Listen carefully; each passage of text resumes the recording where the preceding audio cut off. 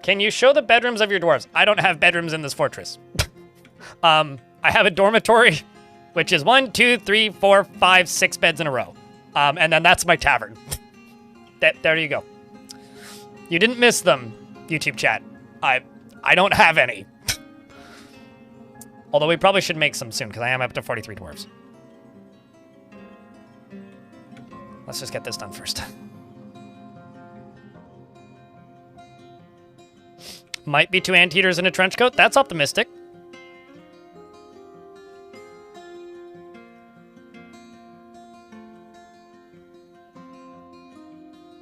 Ba-bum-bum-ba-da-da-dum.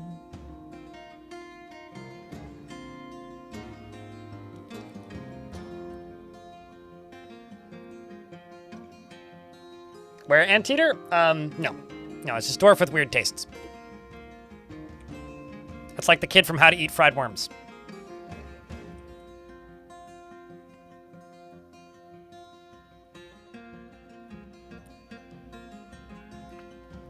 So Sleepy Lobster. If a dwarf is starving to death, like literally starving to death, of hunger, they will do the task, which is search for small animal. Glad to be here. Which basically is they are searching for small bugs that they can consume. And I guess if your dwarf is starving to death and searches for small animal and happens to roll a nat 20 and finds a termite and you eat it, you'll get a positive mood.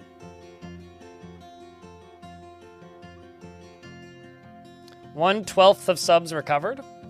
1/12? What do you mean by recovered? Regardless, though, thank you very much for the 13th month. Welcome back, man.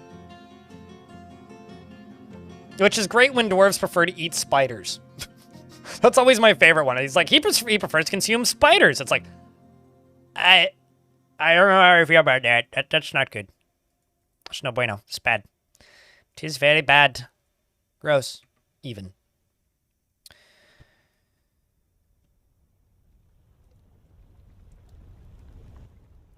I just want to make sure that there's... Sure, but you can't tell dwarves to eat them. Raptor Baptor. You can only assign them as pets if you catch bugs.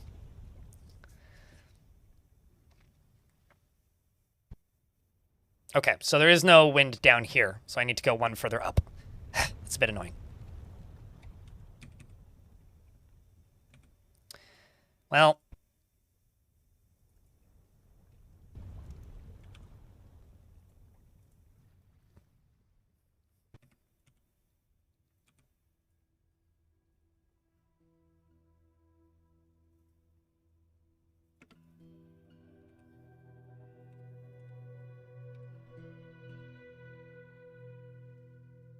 Gotta build a little platform for this.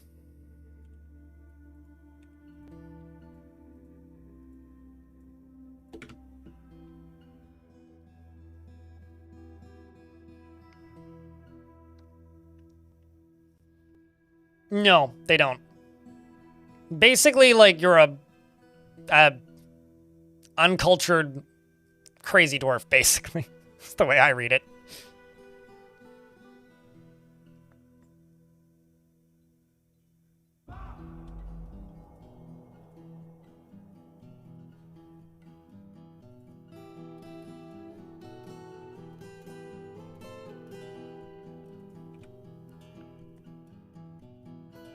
You're like the edgy kid that, like, uses their lighter to set things on fire.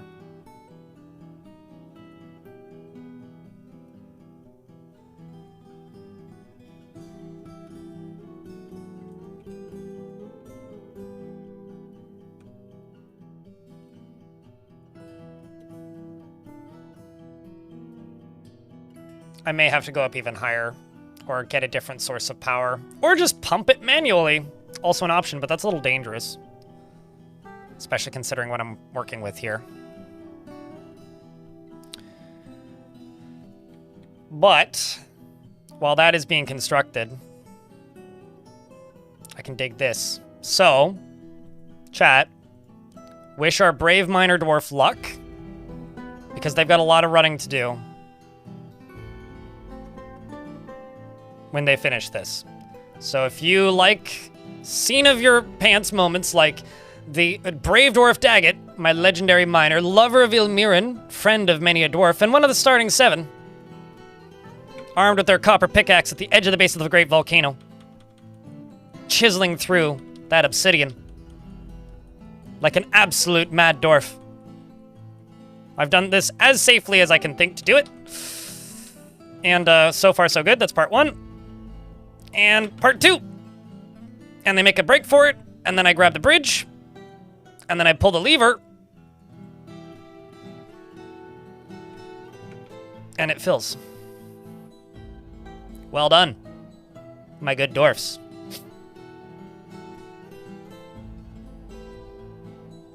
Well done. And then the lava bridge collapses over it.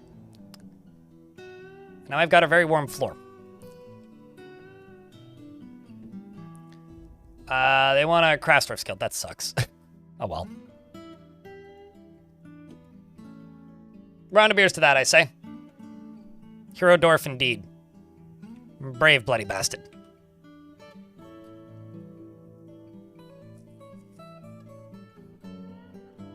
I don't think I can just power you from above. I could try, though.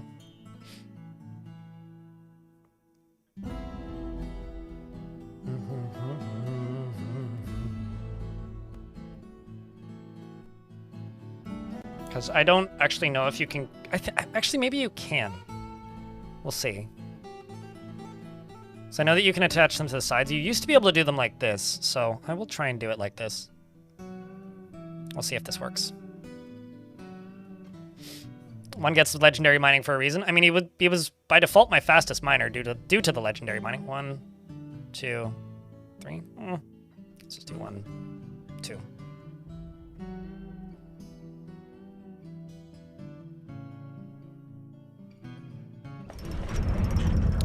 Sleepy Lobster has created Stelmitharush Soken Nazush. Nazush! A willow amulet, and offers it to the Song of the Wind. I'm gonna give that to my manager.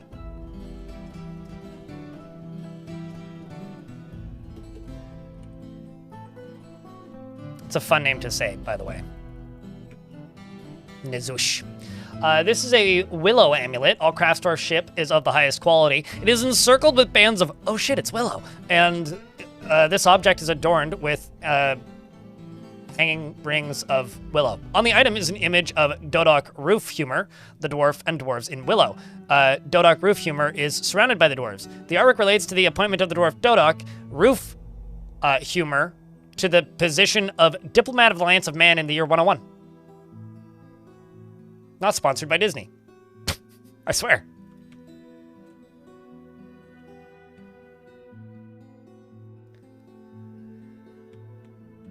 They really like their hanging rings. That much is true. Just like they like it when things menace with spikes. Okay, let's reassign my miners.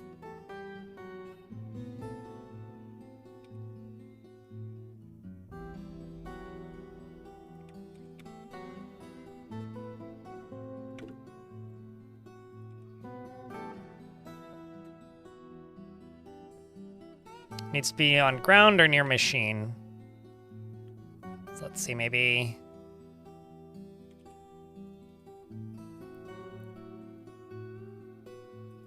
Maybe this will do it. Otherwise, I can just put one next to it, which is fine.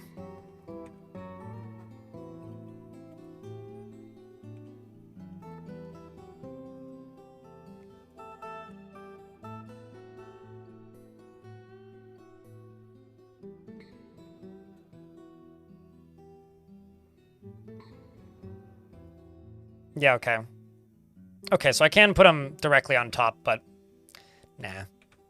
I'll just do it the other way. Just place it back here.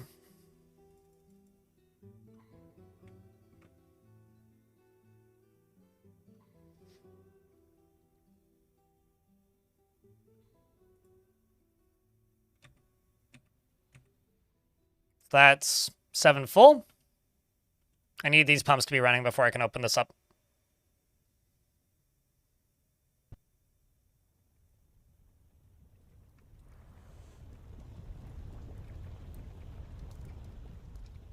Tend to not give power. Wind and walls can block them. Or, sorry, trees and walls can block the wind.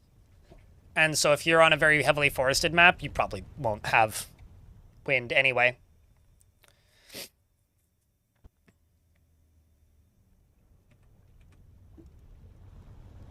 Nope. They haven't needed their center tile to be on top of a machine since the game released on Steam. It was version 50 that was changed.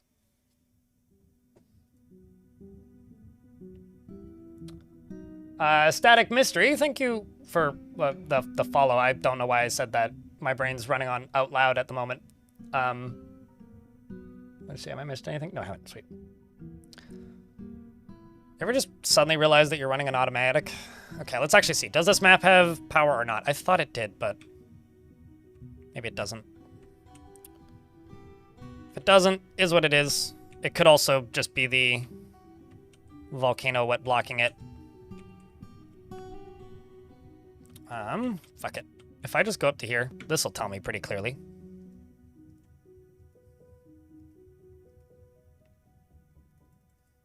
Although this is actually a really dangerous place to put this. Maybe I shouldn't put it there. Let's just do this.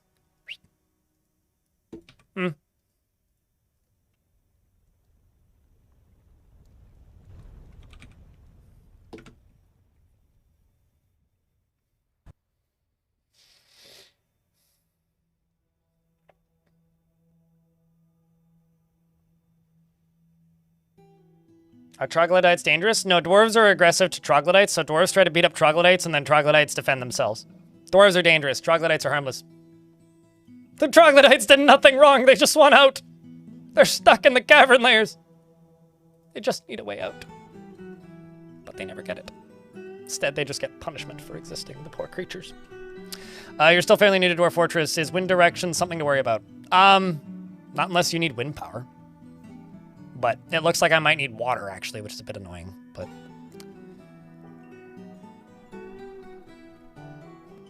Banging your head against old versions? Yeah, that's fair. Wait, are you trying to play the old versions, or trying to unlearn habits of old versions?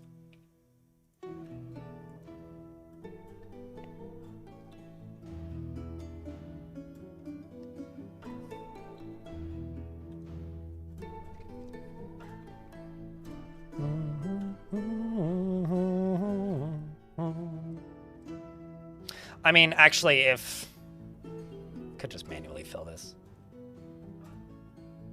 Okay, so if I manually fill this, I do run the risk of maybe setting some dwarves on fire. Which, like, there's worse things that could happen.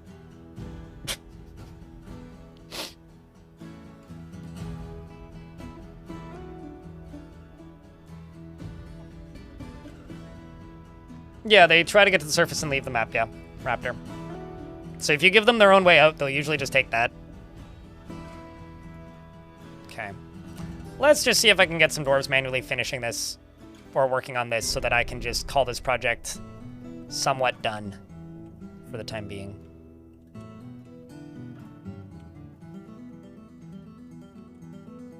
Okay. Now I just need 3 dwarves to get down here and do the job of pump. Seems like T-Dog's on his way over. Good old T-Dog. Now your FPS has dropped to 0? Just wait. Let me tell you this.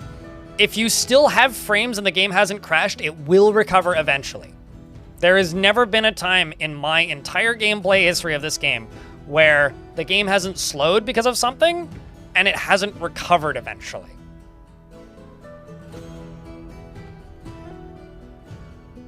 You know, we used to call it thinking back in the day because Dwarf Fortress used to, like, try to crash a lot more often or, like, not respond a lot. I think it still does that, it just hides it now. And, like, Dwarf Fortress thinks a lot, but if it's thinking, just let it think. Don't worry too much. There we go, let's see if this murders the dwarves or if it functions. Haha! Success! Success, I say! We are filling my moat, chat. Are you proud of me?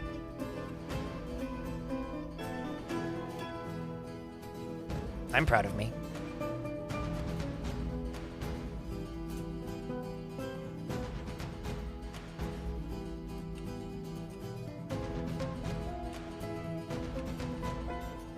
Still getting constructed. We're finding out if we actually have water or wind power or if we need to use water.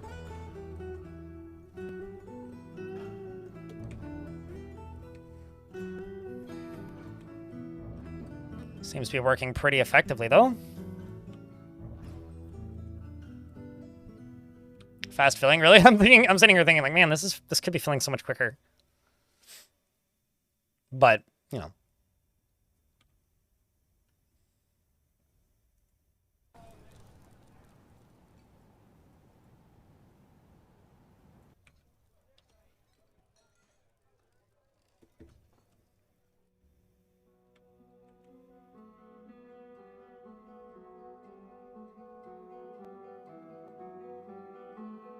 This moat would def give you a positive mood.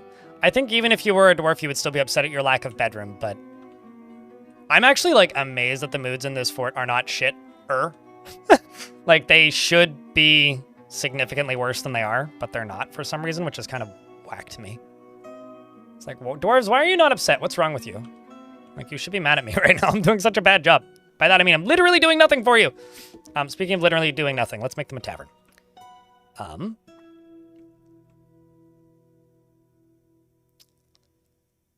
And I think our tavern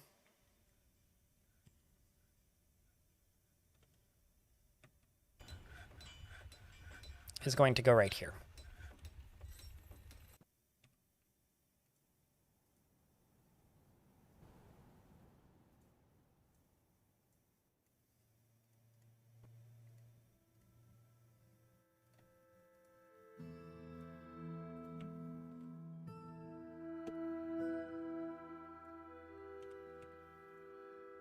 Oopsies, that's not what I wanted.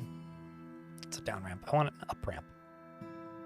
Because I want high ceilings in my tavern. So it's appropriately high quality.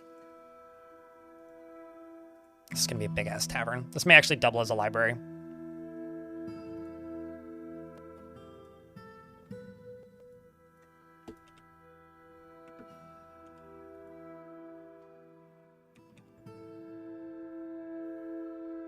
All right, it's about half full. 3 drink. Yeah, I should probably queue up some drinks. I was looking at that going, should probably do that. And farming, actually.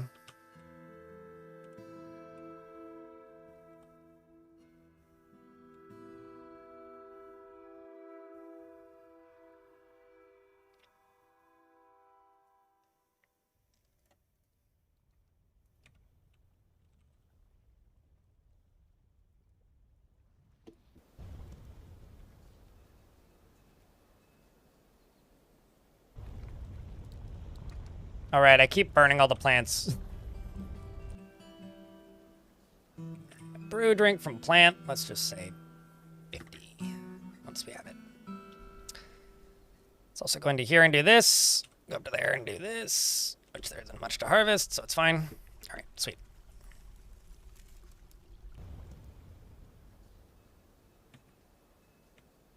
The demon dreamt? Wait, why did the goblins want peace? What? That don't make no sense. Yay, we finally burned the corpse of that goblin.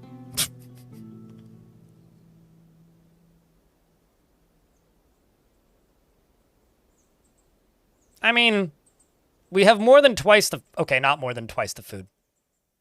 Went from 7 to 6 to 5 almost immediately when I started saying that. Everybody does this. Go get plants, dwarves. We need it. It's importante.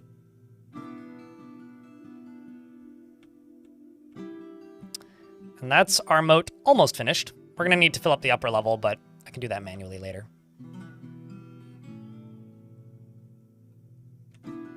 Most likely by turning this off and on. Milk my pigs? Milk yours. How dare you tell me to milk my pig?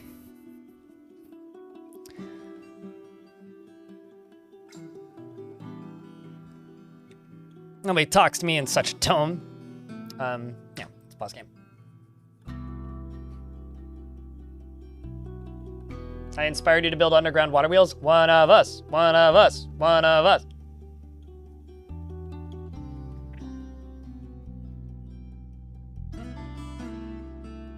Is your moat spanning multiple Z levels? Yeah, but my filling mechanism currently is just one. So I will need to change a few things to make it fill the second. But I mostly just wanted to get this proof of concept done. I'm going to build another reservoir over here. This is going to become a secondary one. And probably quite a large one. Because we're going to need a lot of lava to do to do what I want to do. So this is going to be I've been thinking about this for the last like 90 minutes or so. I kind of want to build Lava Venice. Does that make sense to you guys? At the base of this volcano? Like a semi-outdoor fortress on stilts? On little walkways with lava beneath it? And we are absolutely going to die when the goblins just simply climb up on top of the wall and shoot us with arrows, but so I need to do some upgrades for our walls first, but that is kind of my mental image. No, I mean, just don't dodge. Just get hit by the bolt. Get hit by the bolt and you'll be fine. Less likely to die than falling into the lava. Anyway, the moat is full. So it is time to pull the lever. It's also time to begin farming.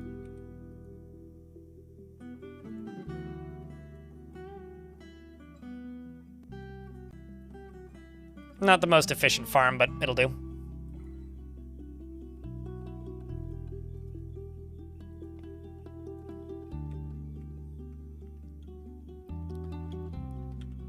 We are also digging out what is going to be our tavern plus other buildings, most likely. Priority number 1. Let's get rid of this.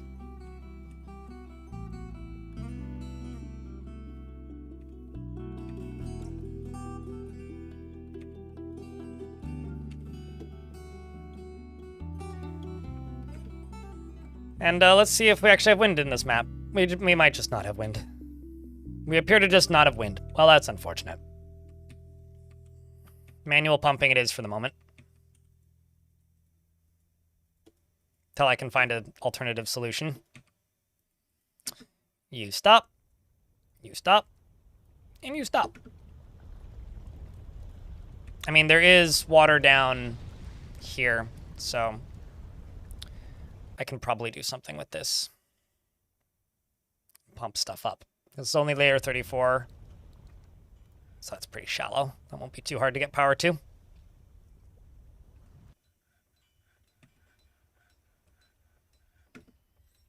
Okay, so let's get rid of you. It's late spring, let's get rid of you. Let's get rid of you. Let's get rid of you. And rid of you.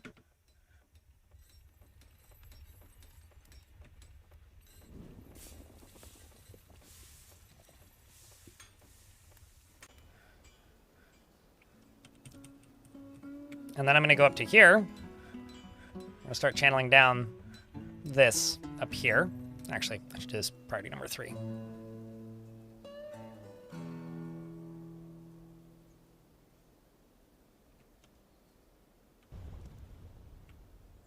This should be priority number 2.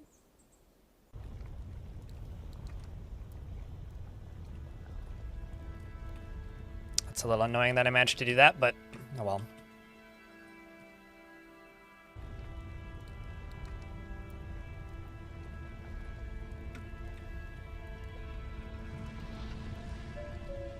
Base design has gotten a lot harder after the Siege update. For the better or for the worse, do you think? Actually, I think I kind of like this without this small bottom bit. This will be the tavern as is. Just going to leave a couple of these as, like, aesthetic pillars.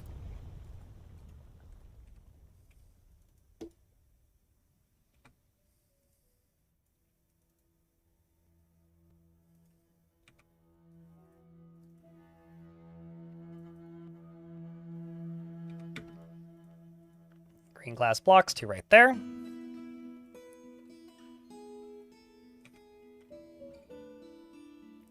Let's just get some diorite. Or no, Rhyolite, not Diorite. I was looking at one and saying the other.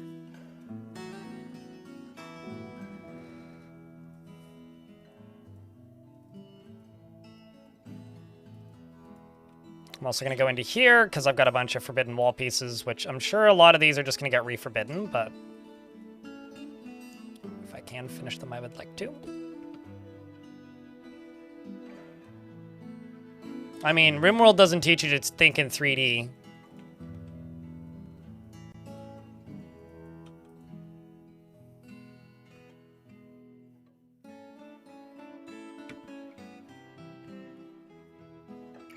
Let's make this into the Craftsdwarf's Guild. I'm a little sad that it wanted me to make a Craftsdwarf's Guild, but that's on me.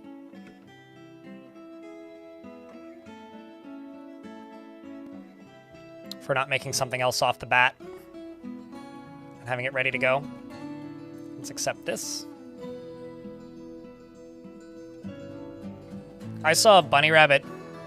Well, actually, no. I saw a duckling kill a titan in Dwarf Fortress Radiant.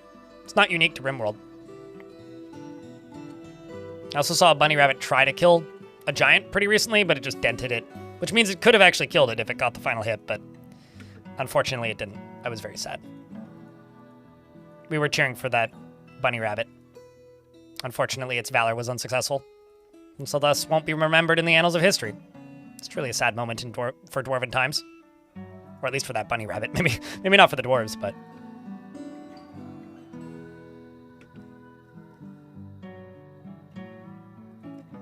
It doesn't matter if the duckling is a zombie or not. It's still literally just a duckling with the same weapons a duckling has.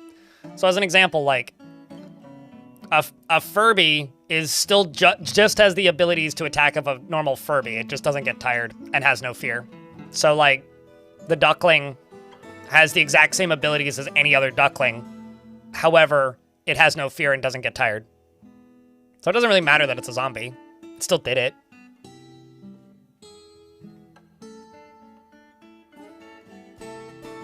So YouTube chat says it's like killing a mech with a laser tag laser.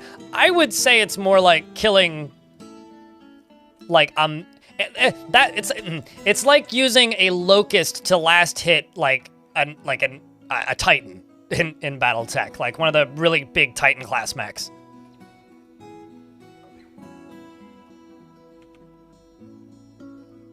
Like the real big hosses, you know?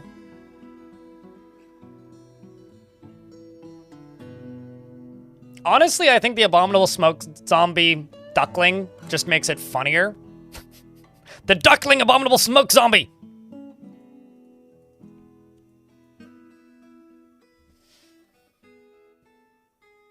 Or like the time that I saw a child dwarf punch a demon and the demon exploded. That was also pretty good. Or like the time that I saw a dwarf kill a were creature by biting it in the tongue. And shaking it around, which broke its spine. Like, imagine, like, the creature what bites you, you become one? That dwarf managed to bite him in the tongue without getting bit.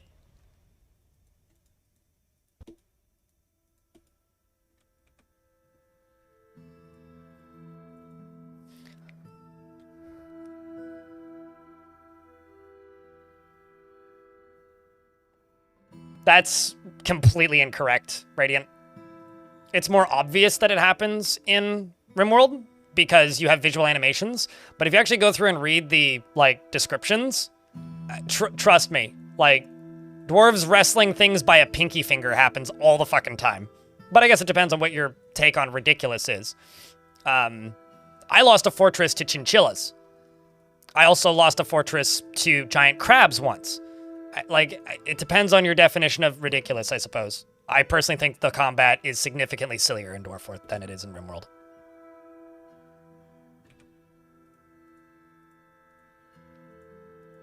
But that's just my opinion.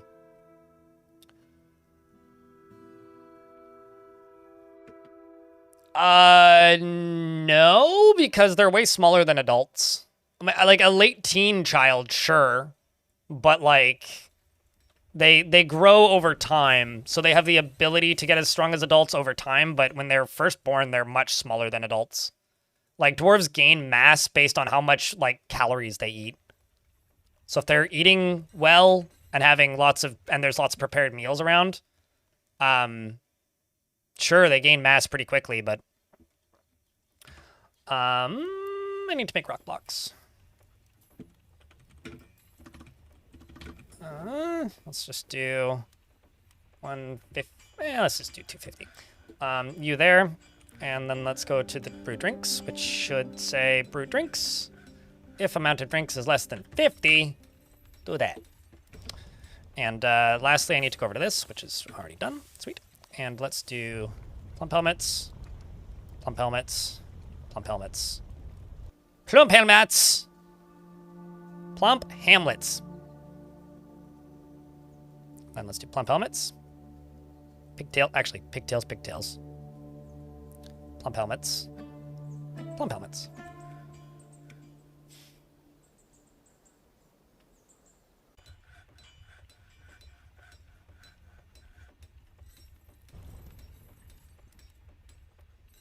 And if you're talking about, like, random animals getting into fights with random things, you should look at your cat's combat logs at some point. I once saw a dwarf lose an eye because he gelded a cat poorly. That might be what, although I've always wanted to see a dwarf get gelded by failing a gelding roll. Because it's like a combat check using butchery. So, like, if they have awful combat skills and they try and geld something, they have to do a combat check, and if they horribly fail it, like, I guess if you're gelding a horse or something, it could kick you in the eye. Or, like, kick you in the nuts and, like, geld you. Imagine failing gelding so hard that you get gelded.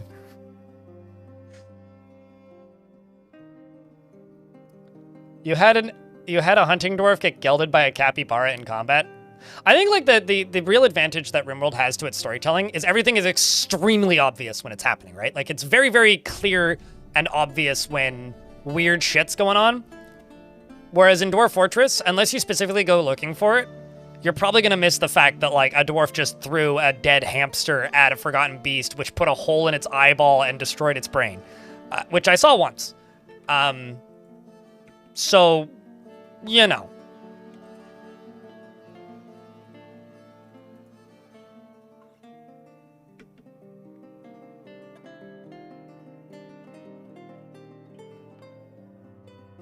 Dwarf Fortress has similar levels of surgery. However, dwarves are better at surgery than the morons in the RimWorld universe, ironically enough. Like, they might have prosthetics, but dwarves generally better at completing the surgery rolls. Although, in Dwarf Fortress, if they fail a surgery roll, the game doesn't tell you. Simply the wound will heal worse, and they will have worse scarring. Sometimes it'll never heal properly if they completely fail it, so you kind of want at least decently skilled surgeons.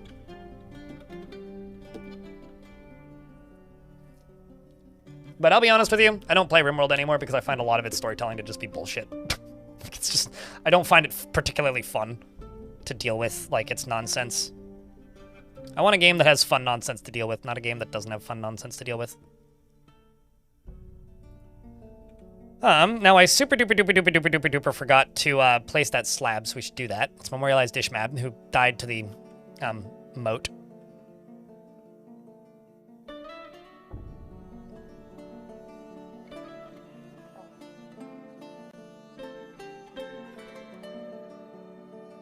No, I mean, that's totally fair. I mean, like, Dwarf Fortress has a little bit in common with Muds when it comes to, like, discernibility, which I think is maybe its biggest weakness. I mean, it's also one of its strengths, at least historically, because it allowed the developers to prototype and, like, add new mechanics really quickly, which I do think is a strength. But, like, from a playability perspective, for more casual players, I do honestly think it's a weakness. Which is, you know, it is what it is. It is a product of, like, the time that it came from and the situation in which it was created, and I love this game for that. But it does make some of its elements antiquated.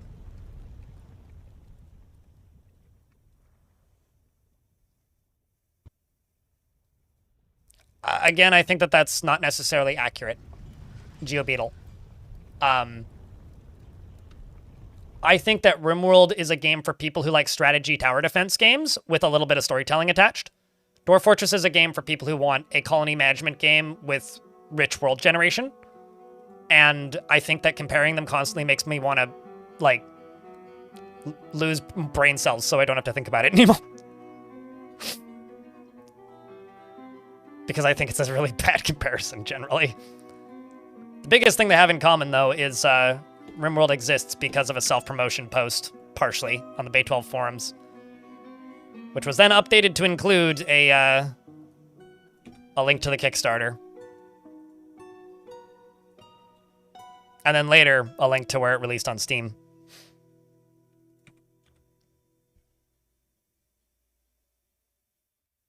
And was largely marketed as Dwarf Fortress, but in space. For better or for worse.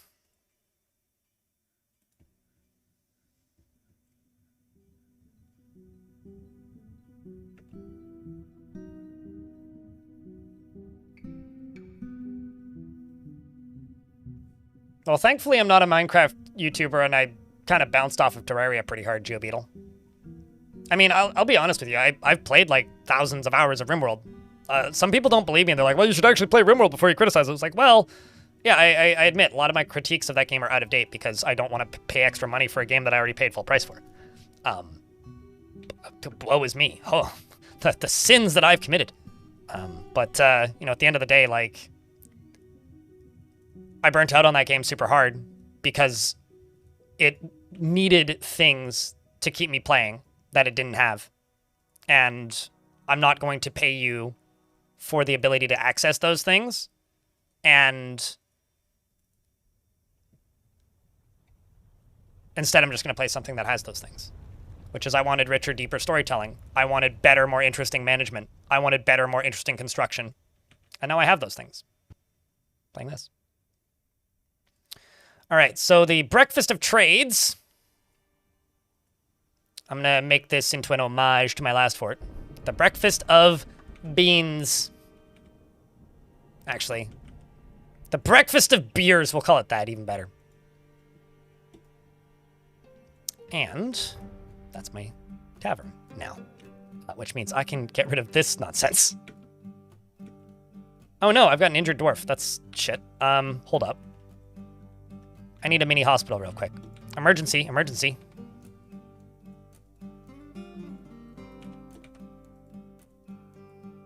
I need an empty box. Not coffer. Oopsies.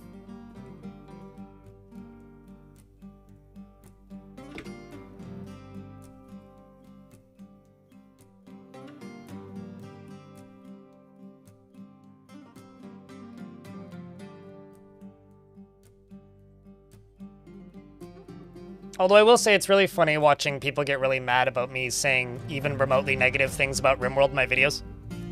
Like, I had one video that I released a little while ago where I showed RimWorld's DLC and then put a screaming sound in the background, and the amount of people that got weirdly mad in that video's comments section was genuinely hysterical. It's like, am I not allowed to poke fun at the fact that that game is $175 worth of DLC? Like, I think I should be allowed to do that. All right, let's go here. I need a chief medical dwarf. Oh, sweet, I actually have a doctor in the fort. Let's diagnose her. Lennox, you can be the bone doctor. My doctor can be Zon. Actually, no, I want you diagnosing. Do I have any peasants? No. Fisher dwarves? No. Potters? 2, sweet. You go there. I don't have any surgeons. More Bezos bucks to not spend on RimWorld DLC. I mean, you can spend them on RimWorld DLC. I'm not your mom. I don't have to give you permission to use your credit card. That would be a mighty conflict of interest in the world where you're using some form of money to give me money.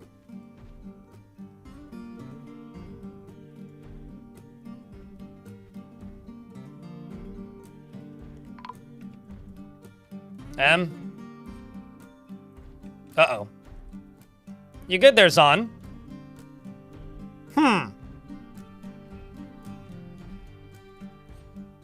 Zapper's unconscious and injured. Olan's unconscious. Dwarf appears unconscious. Ay, ay, ay. The thing I was... Oh, shit. I see what's happening.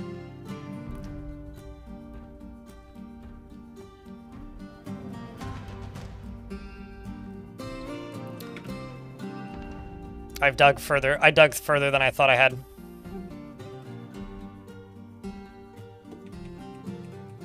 Good thing I just made a hospital.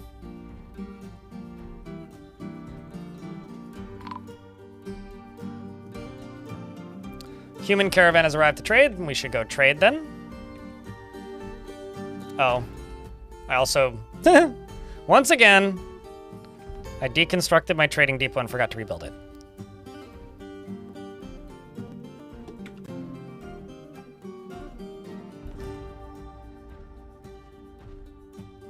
Goddess Tot, thank you very much for the 35th month. Welcome back, mate.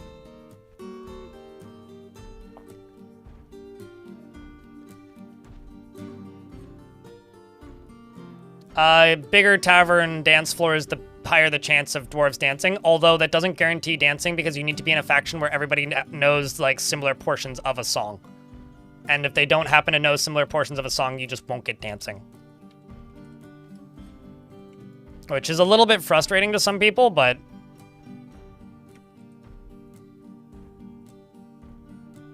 gives you reason to play adventure mode and walk around singing one song repeatedly in your fort and teaching everybody that song. And then reclaim your fort and it'll be full of dwarves that know that song.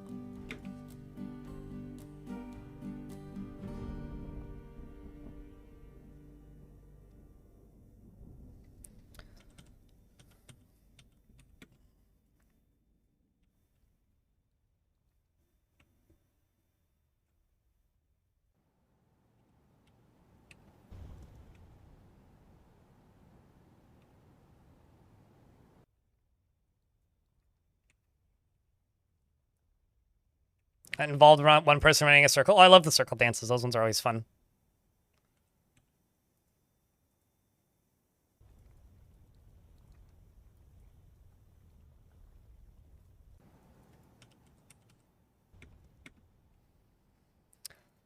Okay, so this is going to be a Craftsdwarf's Guild. Oopsies, not the button I wanted.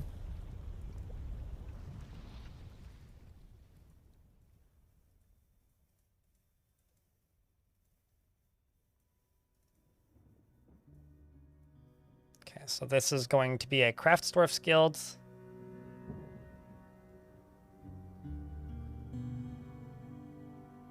Scroll down, scroll down, scroll down. It's metalsmiths, engravers. Is it not higher to the top? I always think it is. That's one of the ones at the bottom that I always think should be at the top. It isn't.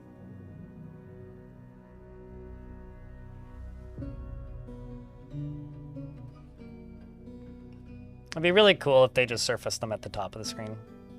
There we go. The Guilds of...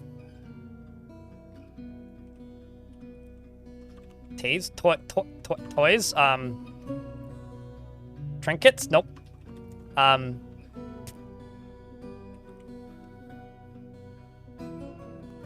Guilds of Crafts. There we go. We'll go with that. Seems somewhat on topic-ish. It's got 1,000 value. Which means I need to just smooth these balls up, methinks.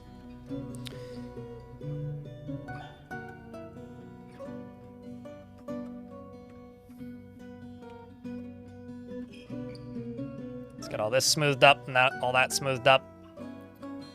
Let's unforbid that, unforbid that.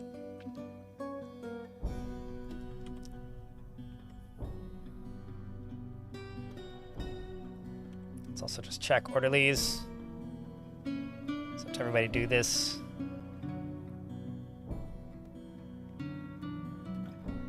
Clean patient. Yeah, give water. This.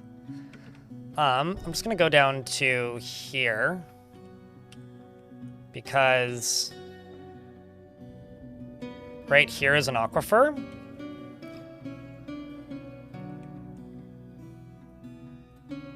So I'm just gonna put a well right here.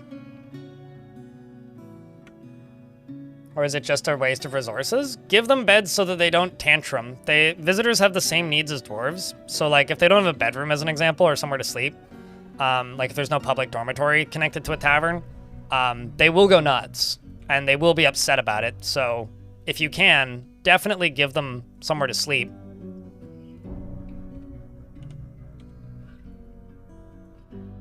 Because otherwise they will not be happy with you.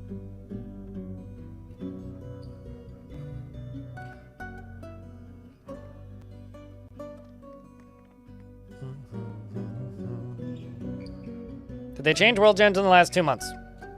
Nope. I mean, they tweaked like the powers that some of the necromancers have, so maybe that's what you're encountering in YouTube chat. But, or Syndicate in YouTube chat. But not to my knowledge. I mean, maybe. I'm sure Tarn's always messing with stuff here and there. I'm just gonna let them stock this up.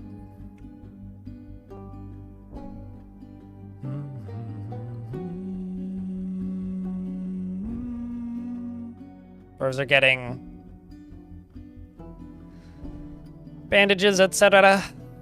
You right here. Actually, I can make a pedestal.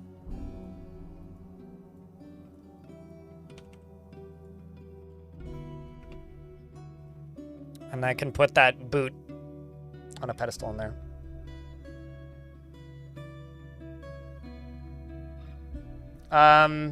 You need to assign them to the tavern that they're allowed to visit. Or you can, if they ask to live in the fort, then you can assign them to bedrooms manually. Lukansky. The other way you could do it if you want more general permissions is you could make a dormitory that's assigned to the tavern, and then your dwarves will also sleep in it. I mean, they'll do that anyway, but... What do you get? No angry visitors. So I have a question. What would you rather have? A visitor that tantrums and hurts your dwarves, or a visitor that just hangs out?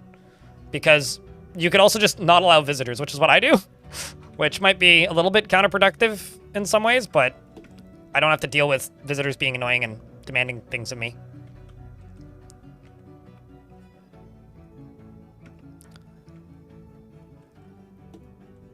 So this needs to get dug up.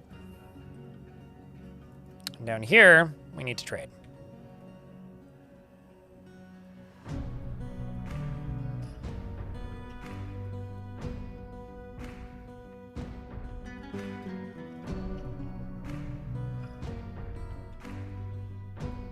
I could try selling them. I could sell them some trained wild animals, I guess, but I don't really have anything I want to sell them at the moment. I think I'm actually just going to skip out on trading with these guys. Do they have anything good?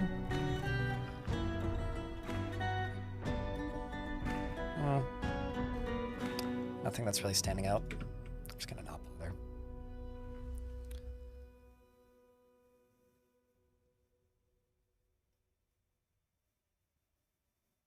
Is visitors wandering onto and then off the map with no public rooms in the fort still a thing?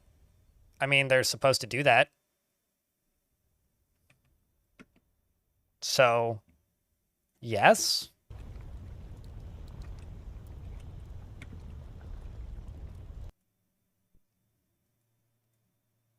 To my knowledge, it was never not a thing. Unless I'm missing something. Which is always possible.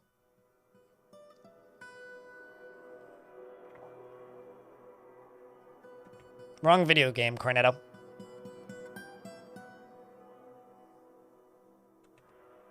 Typical RimWorld degeneracy.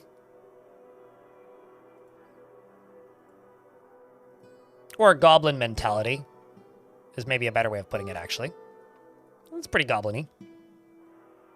Not that I've ever met a goblin, but I feel like a goblin would think that way. It's been a couple years yet, Daggett. I'll have you know your dwarf is a hero. You successfully poked 2 holes in this volcano and survived. So congrats.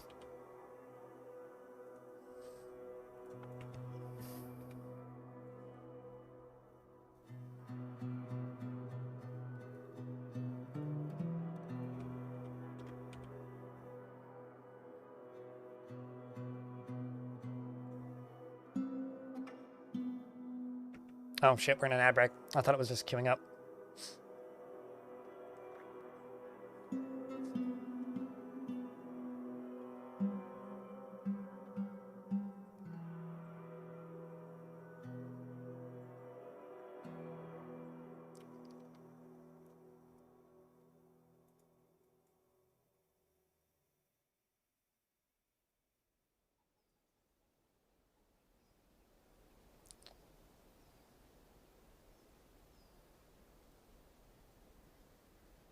Yeah, no. So that was reconfirmed, Vivid Nights. Essentially, like, for a long time, visitors wouldn't visit, period. And I think that there was some tweaks made so that, like, we're getting monster hunters again once you break into the caverns, because they're supposed to show up regardless of if you have public space. I feel like that was a bug that was fixed and not included in the patch notes, because that, or I've just been extremely lucky / unlucky recently and just not generated any worlds in recent memory that have had monster hunters in them, because it's been a very long time since I've just had monster hunters show up without me, like, specifically seeking them out. So that's my theory, is, like, they fixed a issue where now they're appearing again when they weren't for a long time, but it is hard to say.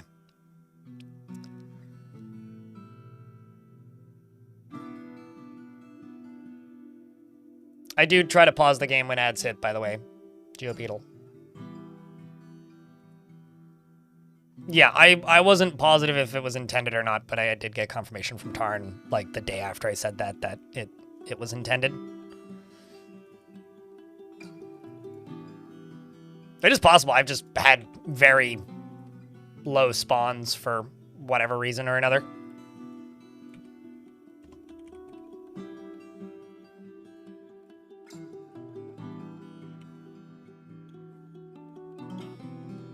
This is where we're gonna put our siege weapons, or our defensive siege weapons. I'm just gonna put some more over here. Watch them just, like, dig up here and then break down through.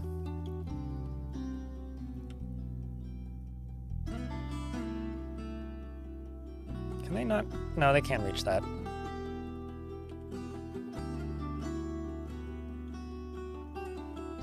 Need stitches.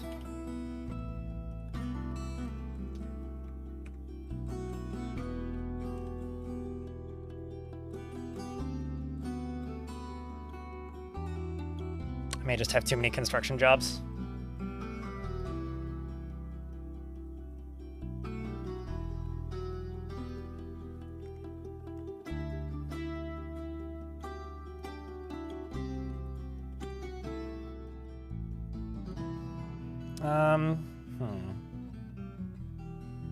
See, I don't currently have a farmer's workshop.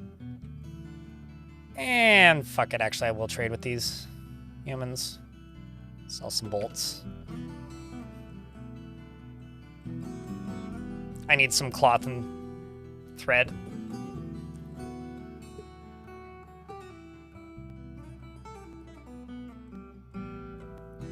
What about Dwarven Vomit? They clean it up if it's an issue for them. There is no meta that I currently am aware of for Dwarf Fortress. Maybe, maybe not. I'm trying it, because I didn't try it in the last fort. Just because I'm doing something doesn't mean it's even remotely optimal. We won't know until I've done multiple attempts at that. If I have multiple attempts of it being successful, sure, it's a strategy that works.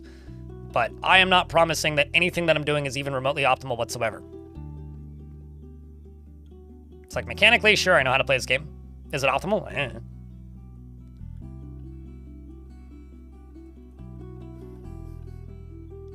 It's bold of you to assume that I have any idea whatsoever what the fuck I'm doing.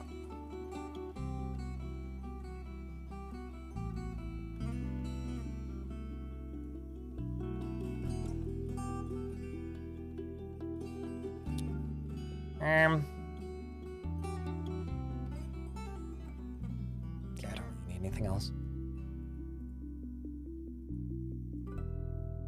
Trade.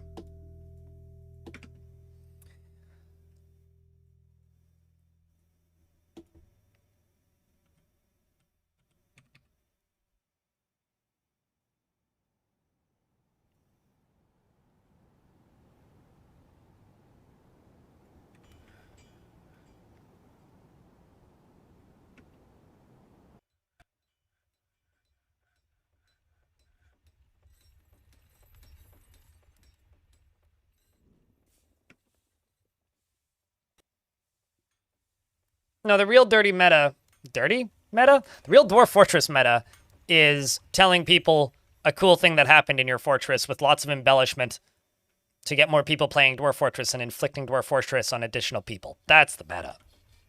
Like, we want to get down to it. Like, in reality, being legendary enough that you get a reference in a Diablo quest. That's how you know that you've succeeded at playing Dwarf Fort. Also, the Dirty Meta sounds like a R&B group, like the Dirty South. All right, let's make a siege workshop. And also a wood stockpile. I really need to just fucking delete these stockpiles and start over.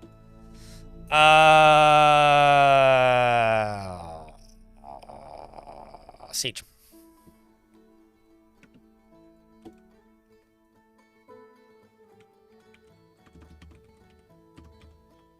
There it is. Face Veil. I'll satisfy this.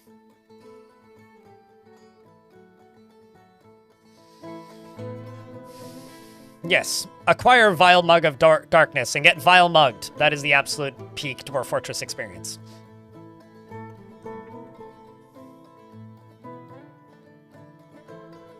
I love how a Freudian slip is becoming a bit a Kenton.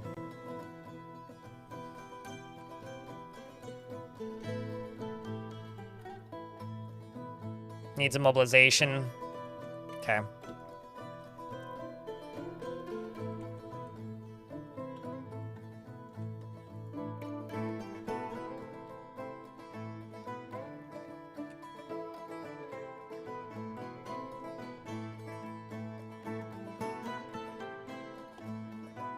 Let's also go bolt, thrower, parts, wooden bin. Let's say 20 wooden bins, 20 bolt thrower parts, rock mechanisms, 20. Fuck it, we'll make them out of granite. For the wood.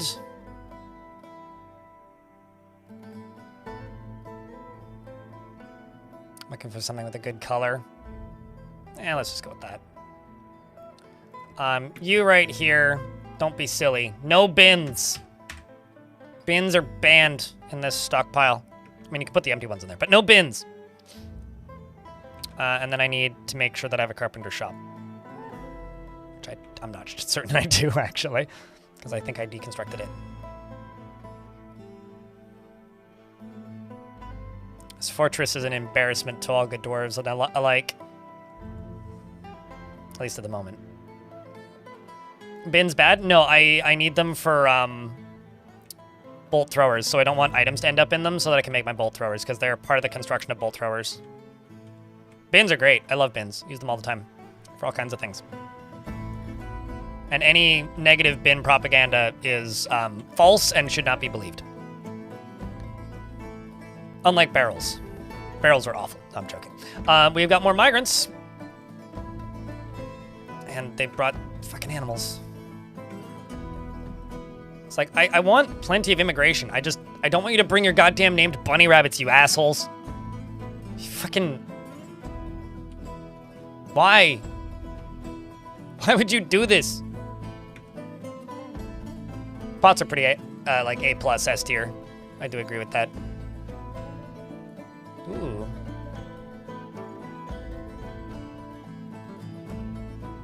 I like the dwarf that worships sacrifice, believes that sacrifice to be the height of folly. Very conflicted dwarf. Poor memory? Oh, you'll be excellent because you won't get PTSD. It's easily move to mercy. Ooh. What is your name, dwarf? Votak the Thresher. Justus, not Votak. Not fun. You right there, you're a fishery worker. Gross.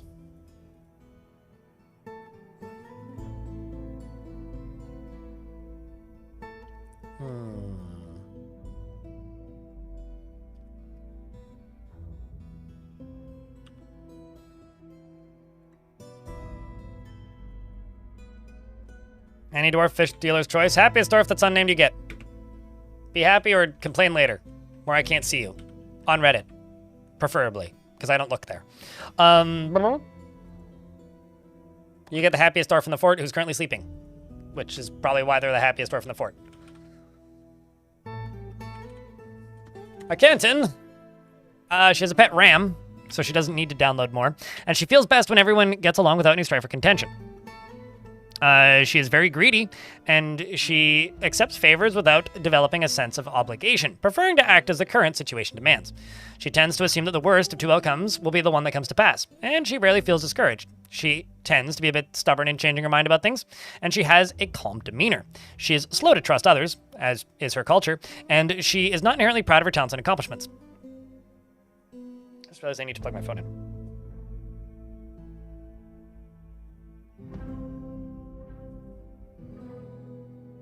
Sorry, the ADHD kicked in for a moment. She tends to be a bit stubborn in changing her mind about things, and she has a calm demeanor. She is slow to trust others, and she is not inherently proud of her talents and accomplishments. And she's moved by art and natural beauty. You want a dwarf too? Save up 500 points and redeem it when it's up in 25 minutes. She dreams of mastering a skill, and personally sees cooperation as a low ideal indeed. Respects, and not worthy of any respect. Holds shrewd and crafty individuals to the lowest esteem, and values nature and values hard work. She likes slate, nickel, and pinfire opal, as well as feather wood, clear glass, and big dog leather, and hemp fabric, and the color zesty green. Gems and anvils and turkeys for their waddle, and dimple cups for their soothing color. And the sound of the flowery skirts of impossible, of course she prefers to consume, snail. Sorry, snail. And banana beer. And absolutely hates toads. I think I'm actually going to put you in the military.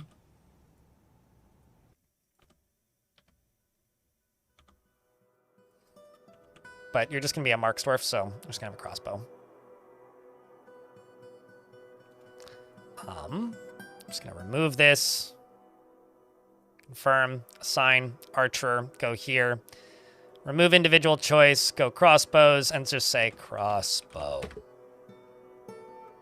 Except I would like to use metal shields, metal helms, metal legwear, metal footwear, metal handwear, and metal armor.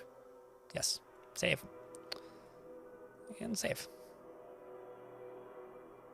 Obviously, we're lacking in crossbows, but we're working on it. D-Dog, thank you very much for the Prime sub. Appreciate you. Banana beer? I've had banana bread beer. I think it's really tasty, actually. Kind of tastes like fake bananas. In regards to banana bread beer. Or at least the one I've had.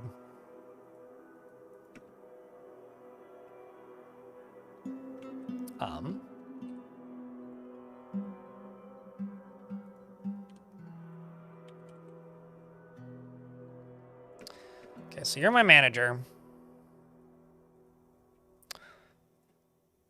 I'm going to assign somebody else to mining on your behalf.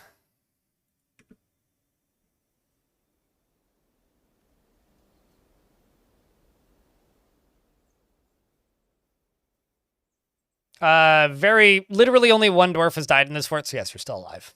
Television.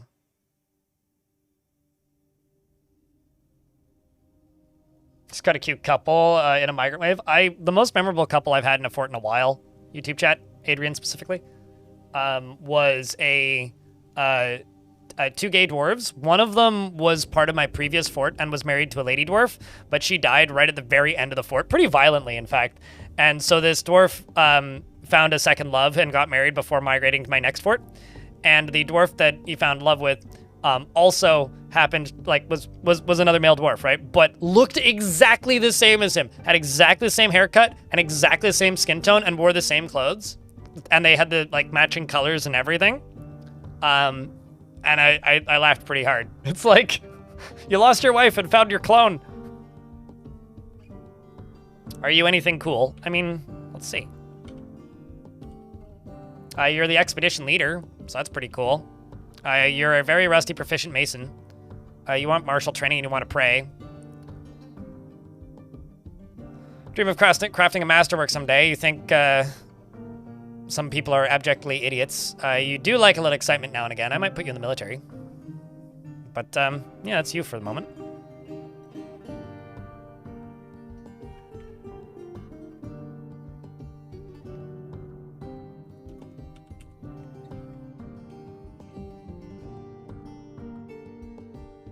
Speaking of abject idiocy, I did build this thing.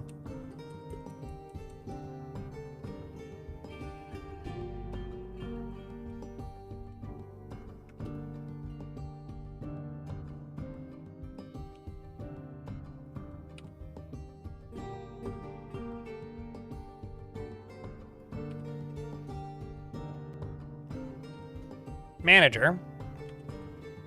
The hell are you up to? Drinking. Okay, so that's fair. But, like, you're gonna go sleep first, right? I mean, I talk to my plants when I'm frustrated.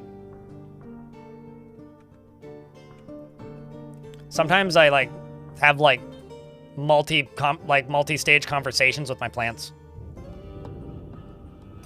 Usually around 60, because if it's higher, chat has a hard time following, from what I can tell. Profane Doctrine is another temple I need to make.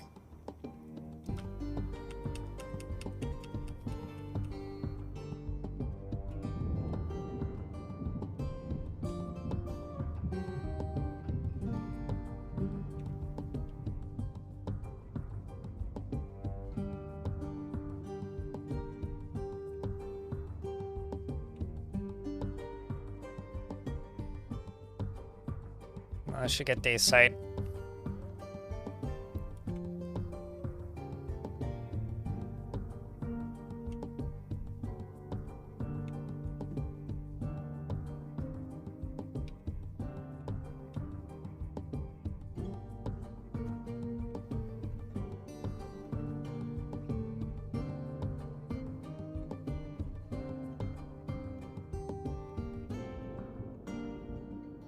I need to get that done and rebuild this.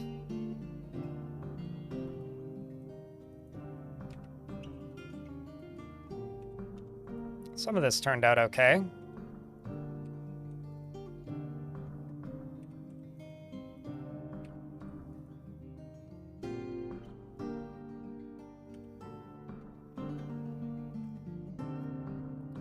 Yeah, but your pets are like, can at least like comprehend the fact that you're talking to them. My plants don't. Doesn't make me do it, but I mean, by do it I mean stop talk. Doesn't make me stop talking to them.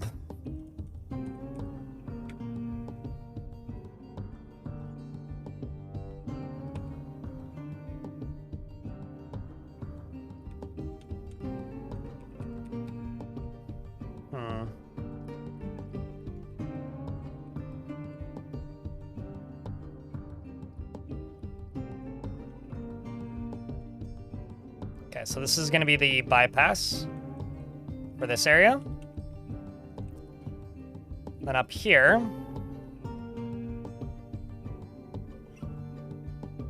I'm going to like wall off this area up here, and this is where I'm going to build my housing, I think. Because I really like the idea of there being this above or semi-above ground, like in the mountain, like little city. Because I can have like exposed cavern moss and stuff up here, and I think I can make this look really fucking awesome.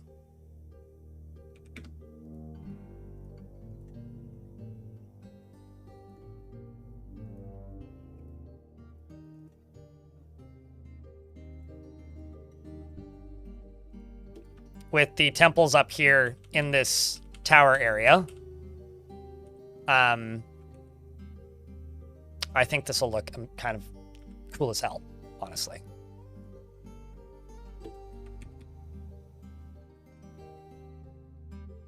I don't even need to see them in time lapse. Like, I water them one morning, Vivid Nights, and then look at them again in the afternoon, and they pointed in a different direction. Like, you don't need to like look at a time lapse to see plants moving. I just see them move sometimes. Or like my lily, who like I will, if I forget to water either of my lilies for like hours, even if I'm like hours late on watering day, which is Friday, they'll like completely droop and like have a temper tantrum, and then like I water them and like 90 minutes later they're perked back up.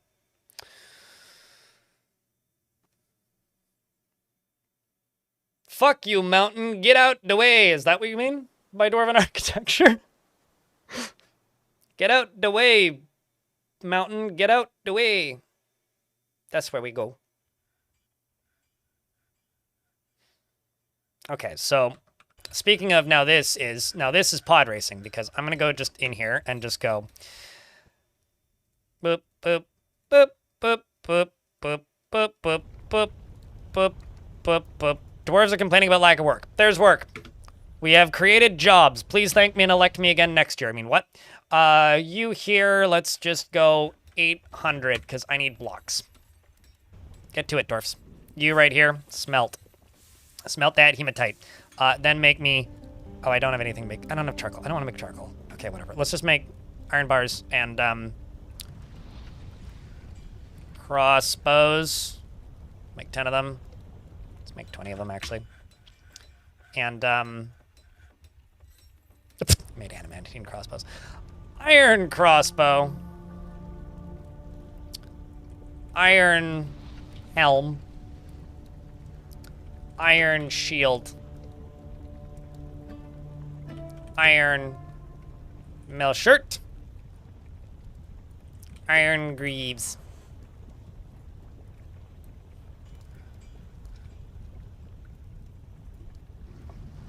It's because I was misclicking, that's why, and not reading. We're also making those bolt thrower parts. Speaking of bolt thrower parts, let's see. Can I create some bolt throwers? By chance. Bolt thrower. Had a boop. Nope.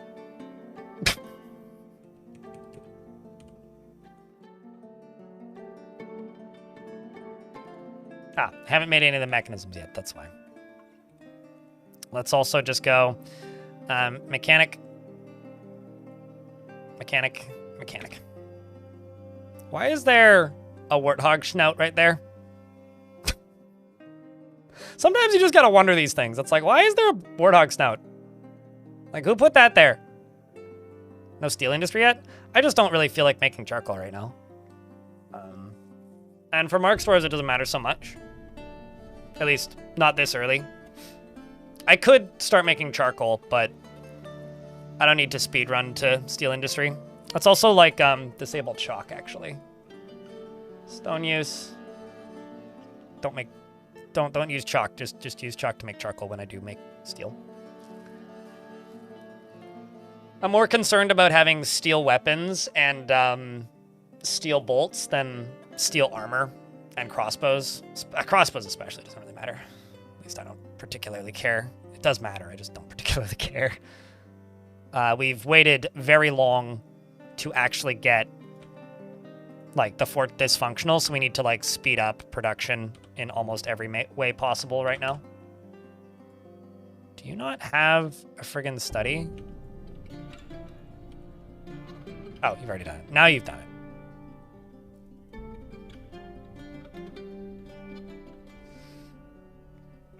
I mean, what I am going to do here, actually, I think, is charcoal. I'll queue up charcoal. We'll just do 50 charcoal. And just make one... Actually, nope, don't have one yet. Make one wood burner shop. Or wood furnace. Which I'll plop down here. And once all that charcoal's made, then we'll get some steel going. But I'm not going to use it for everything. You hate not having coal or lignite? Never settle on a volcano, then.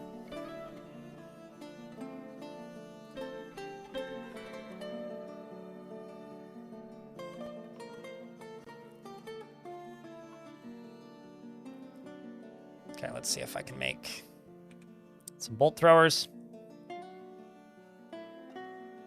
Need empty bin. What? Oh, I see. I turned barrels off, not bins. I'm stupid. Keep barrels in this stockpile. Although, I do need a better kitchen. Which I should also move.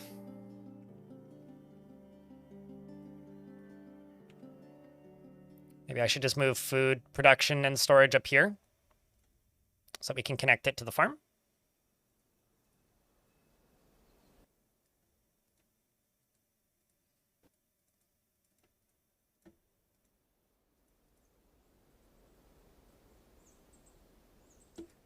And the way I'm going to do this, well, it's from that side, but also from over here.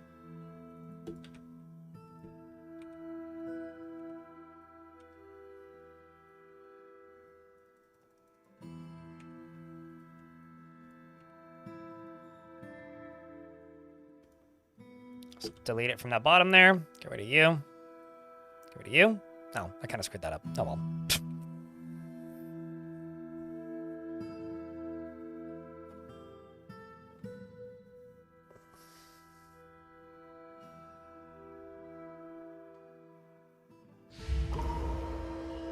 Never had lava. I mean, it does take a... Well, I've had lava forges before I get my first migrant wave before. It just requires digging straight down. And then dodging the cavern layers. Which isn't a bad way to play, although I did accidentally dig too deeply and greedily once with 18 dwarves. That was pretty funny. I literally like got up and left and came back and there was a demon in my fort and everybody was dying. Fishbone, the gem cutter withdraws from society. I don't think I have a gem cutter shop, so I probably need to make one.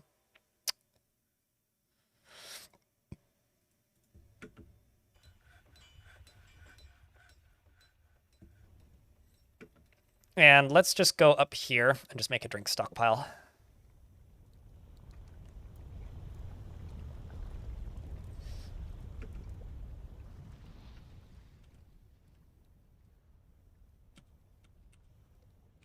Okay, let's see. Can I go here? Make you. Okay.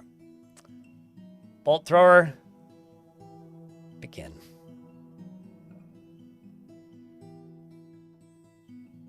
I do wonder how much I should space these up. I can also go up to here and just do that. And this. And this is going to be for specifically bolts. Just bolts. And I'll allow 3 bins in here for now. And I'm going to go back down to here. I can say that the game's going to get paused in a moment because ads are coming.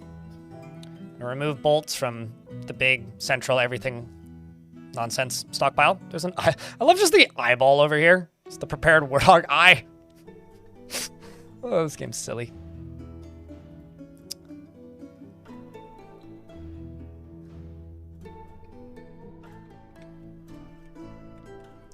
You wish you could reason with the demons? Yeah, I feel like they have good taste in music probably, right? You just like, the dwarves are just sitting there on their lute going boodle-doo-doo-doo-doo-doo, and then just like a demon walks by and it's like, Dracula! It's just like blasting Rob Zombie at full volume. All right, so Fishbone goes off and starts making a artifact, which grabs rough green zircons. 2 rough green zircons. And they're working secretly. They're gonna bash 2 diamonds together and create a slightly bigger diamond. I mean, zircon.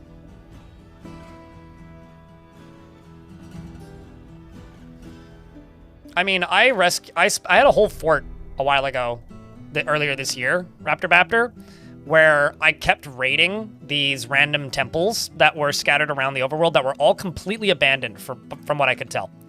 Except they weren't actually abandoned.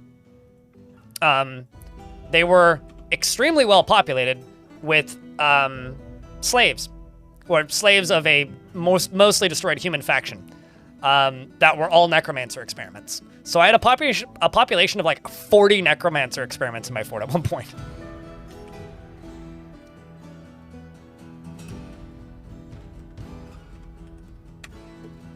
It was genuinely cool.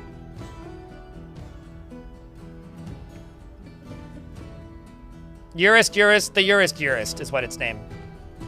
Geobeetle. Dagger, the Dagger. Dagger, the Dagger of Daggers, actually, was what. Of course he is. SP Gremlin. Keep him far away from combat and he'll be great.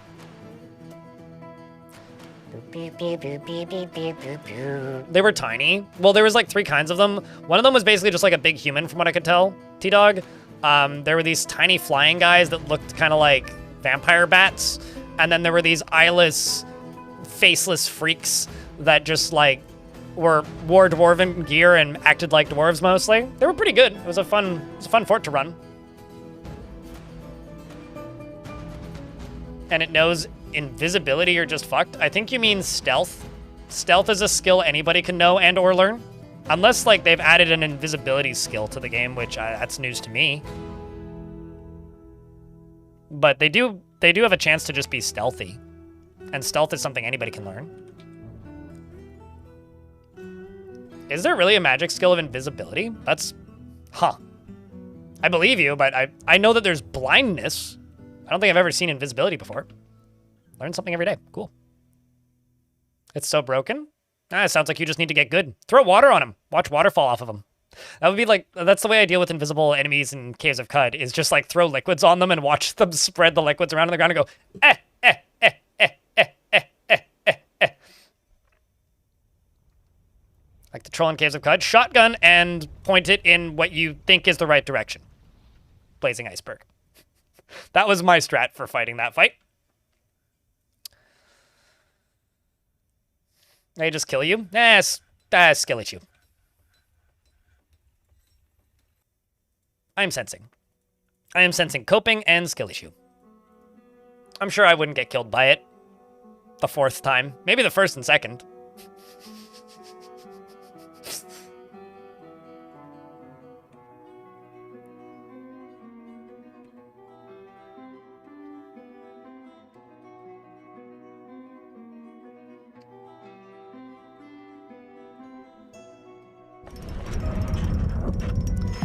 Fishbone the Gem Cutter has created Eduteratin Mividlightast, a perfect green zircon. Wait, so you bashed 2 together until you got one good one?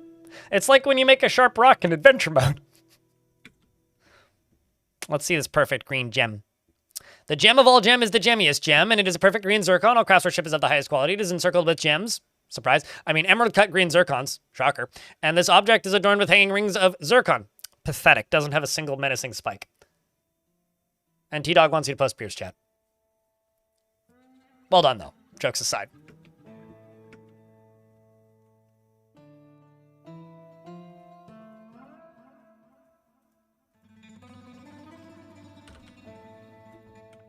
Let's go back to...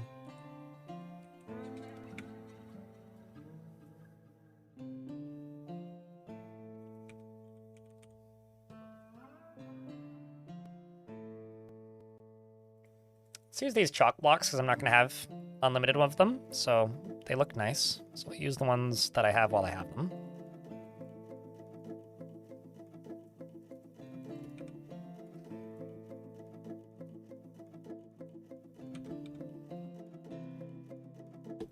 This is my favorite way to make above ground or structures for houses. Boom, house. Boom. 1, 2, 3, 4. Double house. Another house. And you might be like, but Blind, those aren't houses. How do you get in? Well, don't be silly. Gotta make some doors. And the game respects your material choices.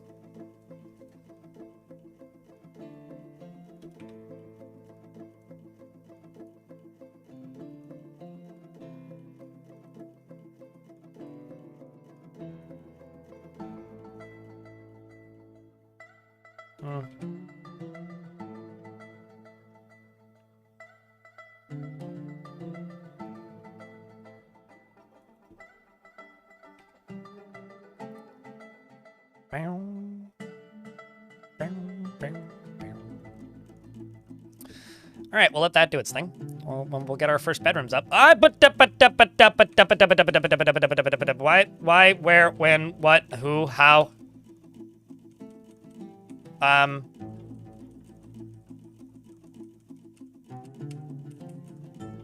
What?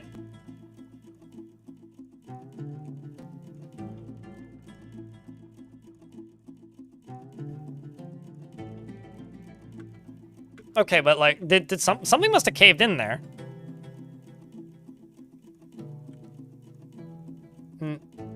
Oh, Jesus H.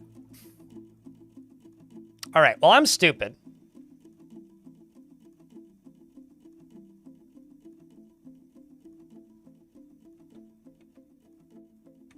All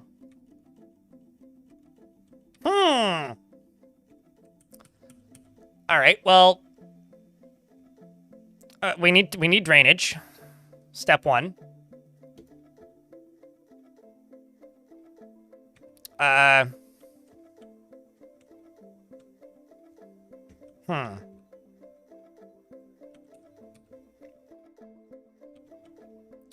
Let's just get rid of all this. I knew it was going to happen eventually. It was destined to happen. Now, I really wish I had some water. That'd be very helpful at the moment. I think my population has disappeared a little bit. Oh, that's good. The useless livestock's all dead. Because I was at 53, wasn't I? No. So I clicked and dragged too far and accidentally selected this to be dug. So basically what I need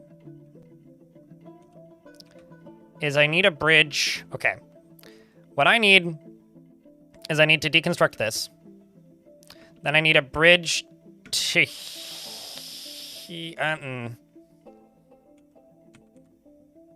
How can I solve this? Okay, so actually, no, I got this. I got an idea. It's gonna keep overflowing for the moment. So I need to expel it somehow. I reckon you've sprung a leak. Yeah. That is factually correct. I cannot deny the fact that we have sprung a leak.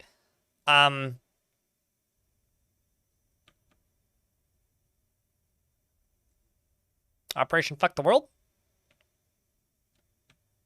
Maybe? All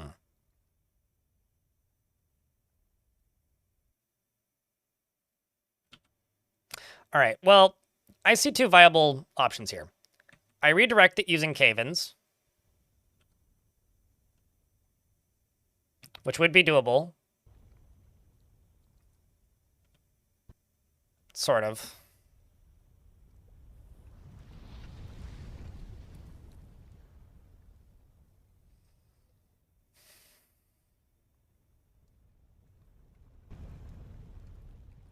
I see a viable way. I got an idea. Is this even accessible? Yes, it is.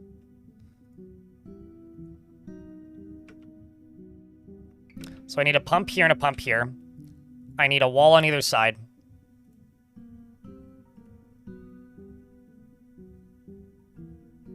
I need to then...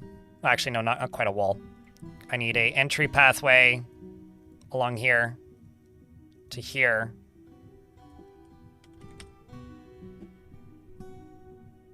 And then over to here. Well, let's just deconstruct that for now. To there.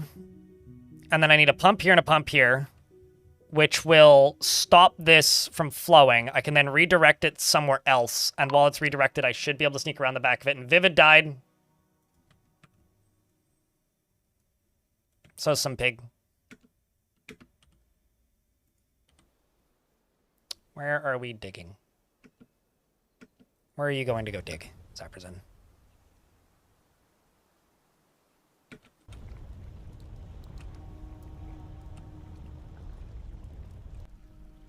Well, that's been dug out. Don't need this done.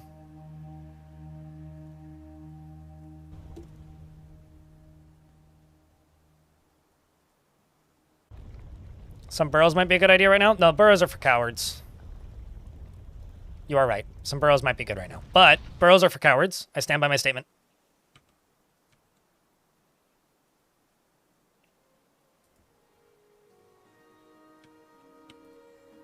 Real question is, what the fuck are we digging at the moment? Oh, like fucking nothing. Yeah, there you go.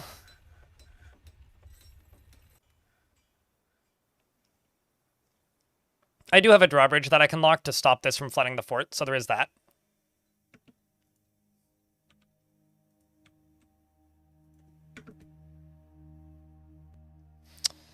Dwarf, you are making me exceptionally nervous.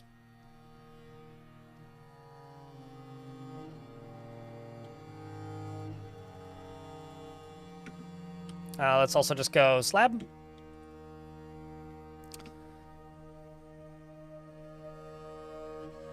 This is my classic, like, burrows are for smart people, and I'm not a smart person. I'm in a hurry. I'm a Eurist in a hurry. Come on, dwarf. Get out of the way. Actually, I'm gonna... Yoink. And yoink. Maybe. Go to the other side, you moron.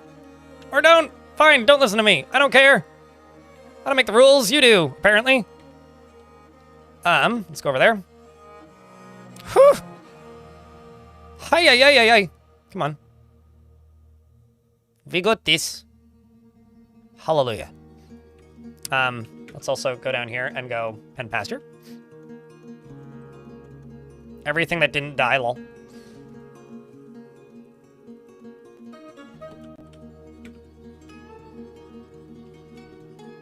Vivid Nights. No, you did.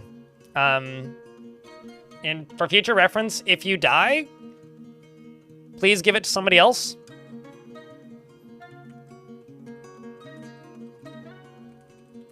Pigid Nights. She is rarely happy or enthusiastic, and she is conflicted by this because she knows she's going to become bacon eventually. And she values parties and merrymaking in the abstract. She has a tendency to go it alone without considering the advice of others. And she doesn't try to get things done perfectly. She is brave in the face of imminent danger, and she does not often feel lustful. She doesn't cling tightly to ideas and is open to changing her mind. And she has a tendency towards forming deep and emotional bonds with others. She's somewhat uncomfortable around those that appear unusual or live differently from herself, and she often is nervous. She is pleased by her own appearance and talents, and she tends to share her own experience and thoughts with others. But yeah, for future reference, let other people who haven't had a dwarf yet grab it. Or wait until the following day and then grab a dwarf anyway. Oh,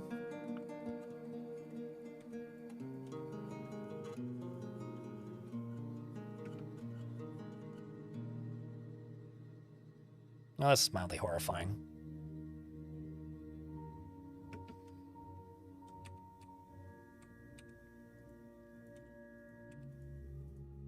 Good news is, got those ready. That's not the good news. Bad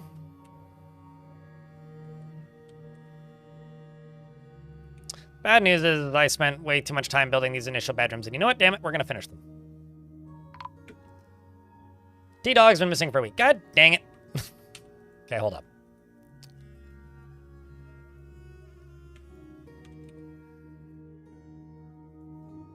T-Dog.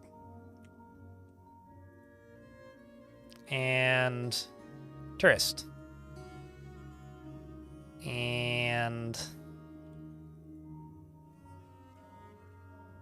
Lakar. And Slab. And Vivid. There we go. That'll be everybody. Ah! Get the animals. Get the livestock. Go the other way. There you go. Well, that was nerve-wracking. No. Well, I can't stop you from being a moron. Oh, I see why. It's because there's no actual way to where they're trying to go on this side.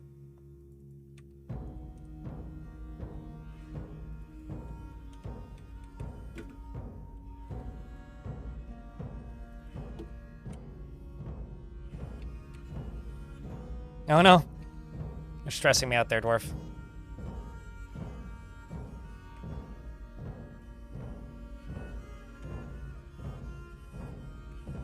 Fuck it. I didn't want to do this, but I gotta do it. Gotta do the thing that's actually high priority right now.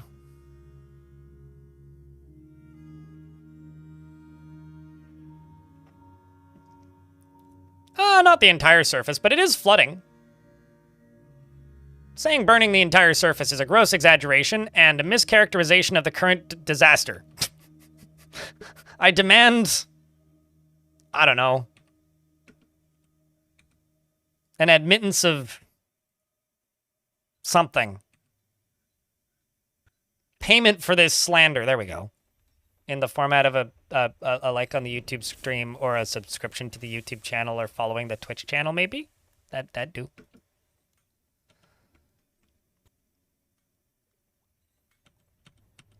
I don't ask for much. Just $1 million. I mean... Congrats on 12 years. Thanks, man.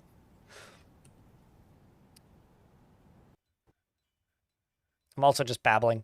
Flavobox! Thanks for how to stay subscribed to a channel 101. I've always wanted to say that. You're the first person to pop that, by the way.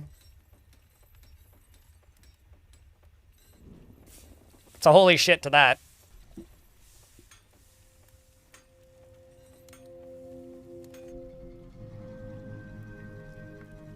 Well, then you've already done your part, GeoBeetle. Appreciate it. It is the longest possible subscription that you could have to my channel, and Flavorbox was the first person to subscribe to my channel before I even noticed that I had a sub button. Like, I knew that it was coming because I'd filled out all the paperwork to do it, but it just hadn't appeared yet. And Flava was the first person to activate it. So yeah. 101 months. I'm literally racing the lava, yes. You know, we could get sieged right now and we'd be like, all right, figure it out, because we haven't. Uh-oh. No. No! The Daggett was found dead. Or missing. Found dead? Oh, man. So busy paying attention to other things, I forgot to give him a traction bench. Well, that's an absolute fucking tragedy. What the fuck am I gonna do with your body, though? I think I'm going to put them in a coffin right there. I'm going to make a iron coffin.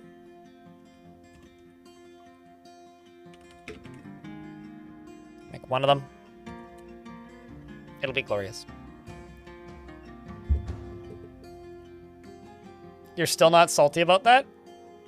Are you more or less still not salty about that than you are still not salty about me streaming Zeus? Anyways, chat, remember, I'm an expert at this game and I know what I'm doing. God damn it! That's a pain in the ass. So, the way the dwarves are getting in and out of the fort is they're running along the top of the wall. It's kind of amazing, actually. At least we have these walls. I'm not even sure what they're hauling. Mostly Here you logs. go as recompense instead. Let's just get rid of these. GeoBeetle! Thanks for 2 months. Appreciate you.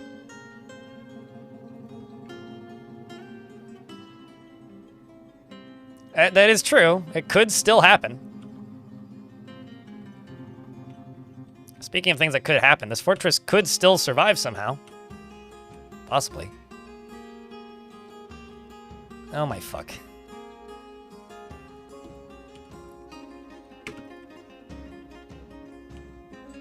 Okay, let's just pause every single not completely necessary task.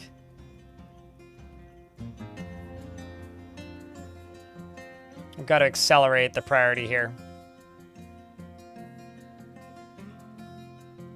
Thanks for the $1, shopkeep.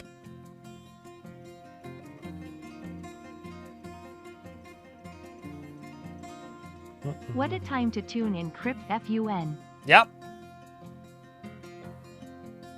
I mean, it was bound to happen eventually with the way I've been digging, so...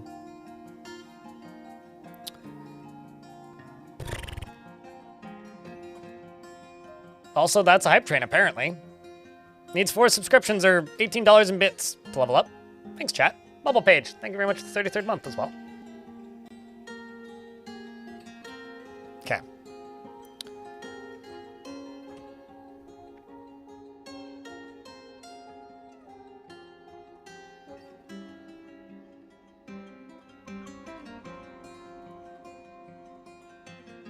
Come on, come on, come on, come on, come on, come on, come on, come on, come on, come on. This is draining, though, so that is the good sign.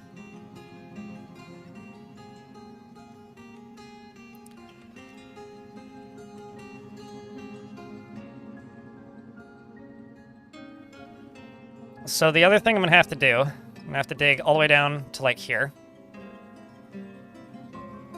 And then all the way up to like here. Oops.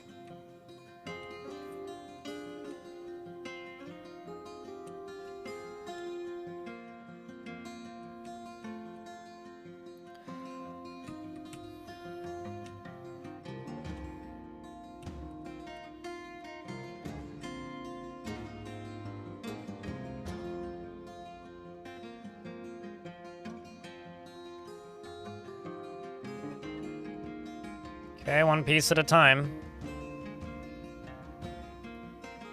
So I will suspend this until we need to get rid of it.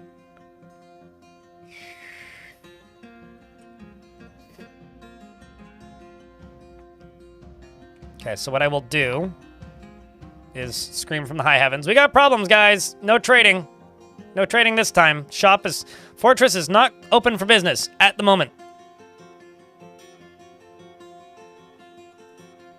I don't know why there's random burning shit over here, but there's random burning shit over there.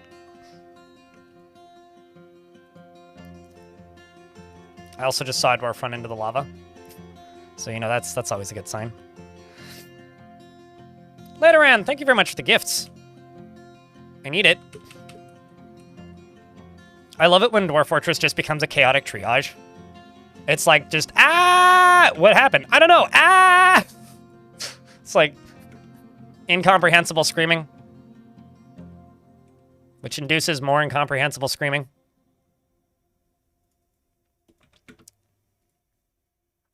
I don't think incomprehensible is a word. Incomprehensible. Yeah, that'll work.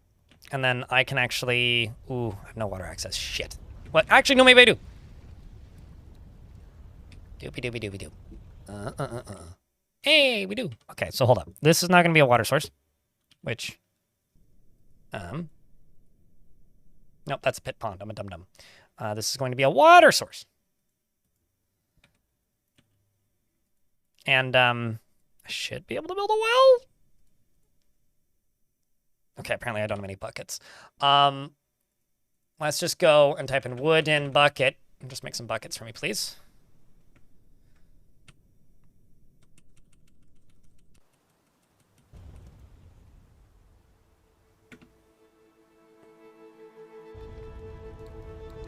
Okay. So now I should be able to go here and do this. And then moments later, I should be able to build this. And then I just need two extremely fucking brave dwarves to just stand here and pump lava down into there. And I'm going to try and just boost it off the map. So it's going to go down here.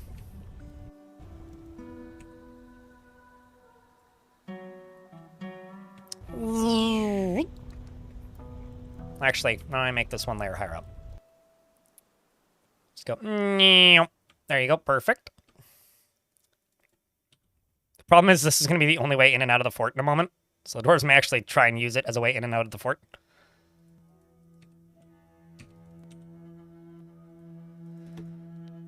All right.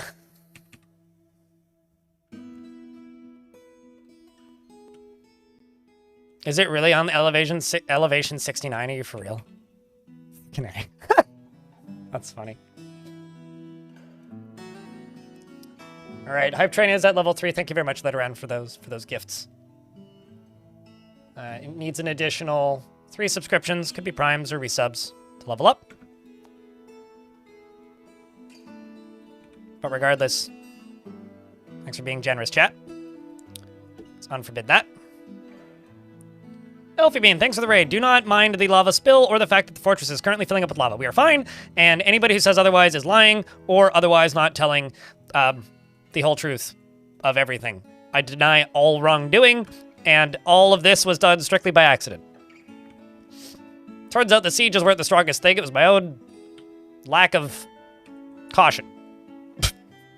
Who's surprised? Not me. Uh-oh. 2 more dwarves are found missing for a week. Shocker. Let's just fly down to here. Elfie Bean and Raiders, hello. And, Jerkozo? Jerkozo. Thanks for the Prime sub. Tony, thanks for the 3-pack. It's very kind of you.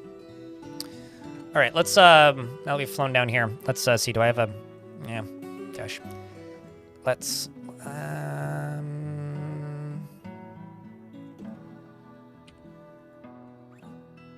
okay, we did make some slabs. So let's say Stukos. Whoops. Stukos. Who was the other one? Urvad?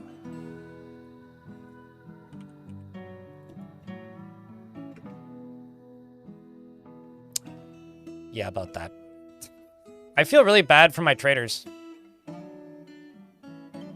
at the moment. You know, Chad always jokes about me pulling a boat murdered. This is about the closest thing to pulling a boat murdered that I've done in a very, very, very, very, very, very, very, very, very, very long time.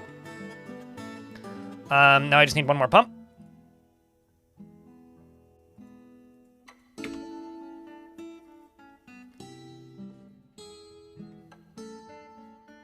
Meanwhile, things could be worse. They're trying to do diplomacy. I'm your liaison from Downlobes. Let's discuss your situation. There's much. Sure. I would also like to discuss my situation. Thanks. I don't know. Bring me fucking wood or something.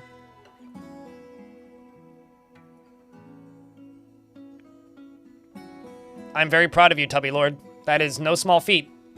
It's a 10-layer. That's a 10-layer deep feat, in fact. Okay, so all the way down to here.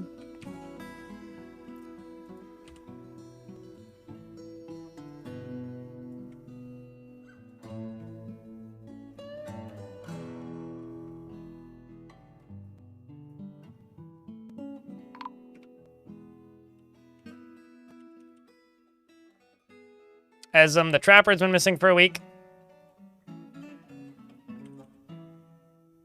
And yes, you're probably right. It would absolutely be the smart decision to simply, you know, build a burrow, but I also kind of also stand by my stupid statement of burrows are for cowards. Why are you resting? Crutch required? Do I have a crutch in here? 3. Yes, you should bring crutch. There we go. Trader's bringing a crutch. Look at that.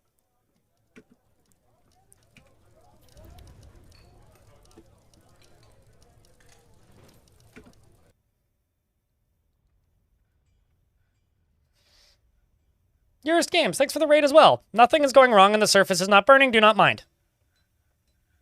I swear that the surface is not burning. It is not my fault. None of this is truthful, but you'll never know the difference. Hope that your stream was good. What were you up to today? How many picks do I have within reach? As many as I can make out of iron. I got lots of iron.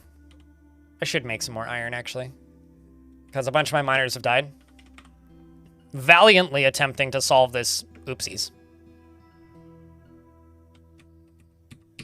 Okay, I can't quite pump this yet. It's going to go down to here. So this needs to extend after that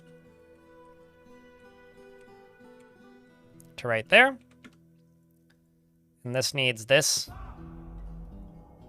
this, and this. We also need this.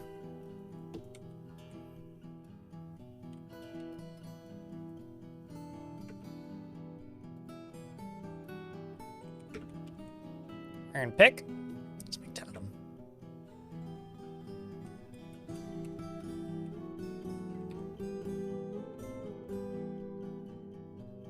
That's fine. One wooden block in there won't hurt. Okay.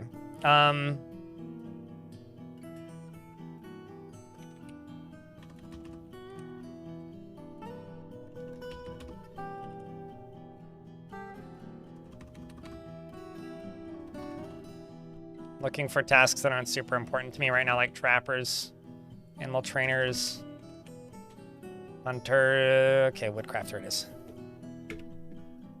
Hey, we're actually getting some negative moods. Weird.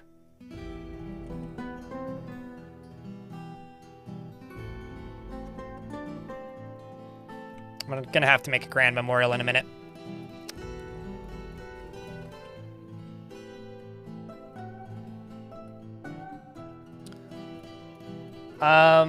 Chat room, thank you very much for that hype train. It's very, very kind of you. Okay, so we got the gift right there.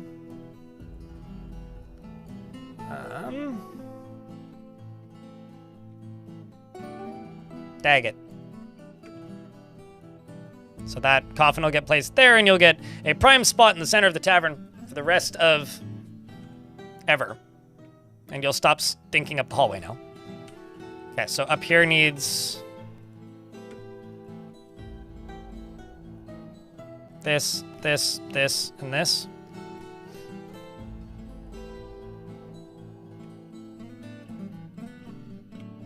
And now I just need this done.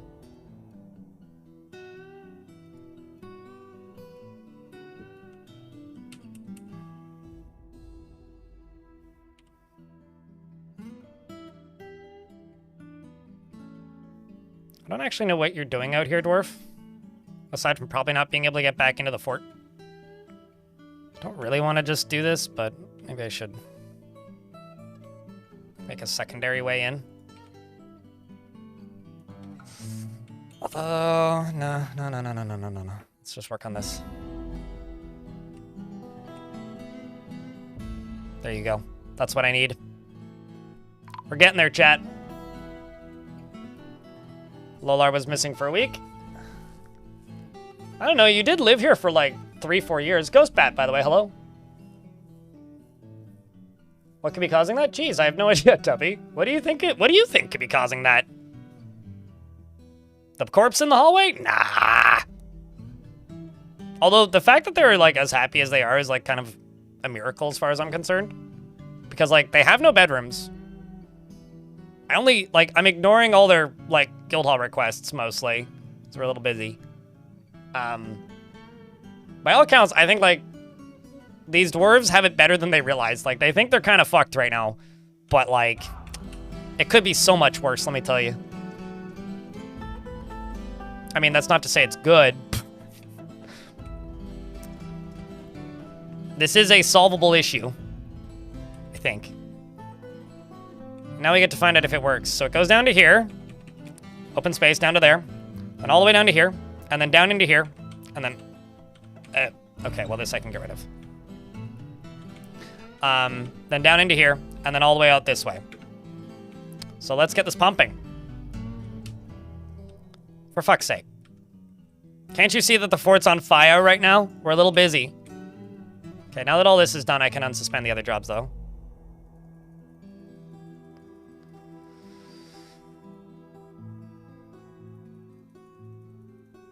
Actually, you know what? Fuck it. I'm not entirely sure where these buildings are, so I'm just going to deconstruct them. Because they may be in danger areas.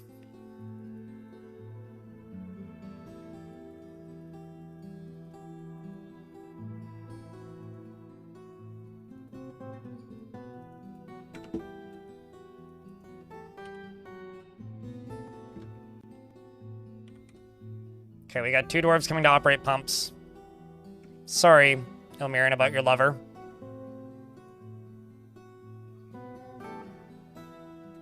That's a shame. All right, let's see how this goes.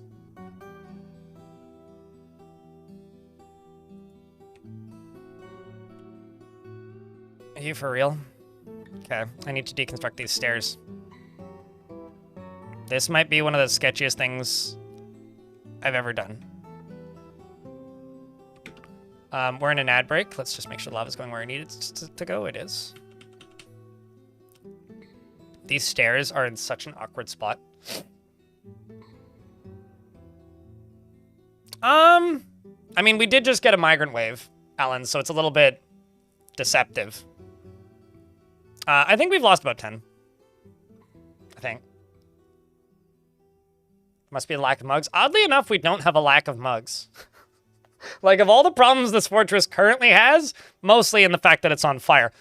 What's the plan here? So this is the entry point for the lava where it's all dripping down into the fort. If I can remove the majority of this, I should be able to build a wall right here and then build a wall right here, which will stop all of the leakage. But I do need to be pumping out faster than it's draining. I may also be able to take a bucket of water and dump buckets of water right here. Like, say, set this as a pit pond and to fill it. If I have free buckets, that could also help slow down the flow. In fact, I should make 2 of these.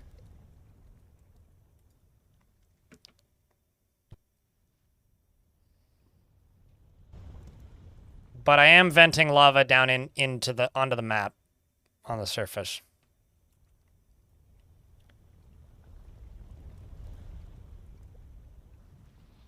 Okay, so now we're pumping it all up, as you can see. So now I can try and place a singular block right here, which they're trying to construct now, which is now complete. Now this one is doing all of the pumping. These dwarves, Television and Ilmirin are absolute fucking heroes at the moment. When there's no lava there, I can place another block piece. And now we wait. They just have to finish. The final tick for the construction has to happen right when there's no lava there, or this will all break. We're also using, what's it called? Water to start dealing with the extra lava that comes out. Partially constructed, there we go, done. We got lucky, twice in a row. Beast. Absolute beast mode. And that's it. Problem solved. I wonder if those dwarves can even get into the fort.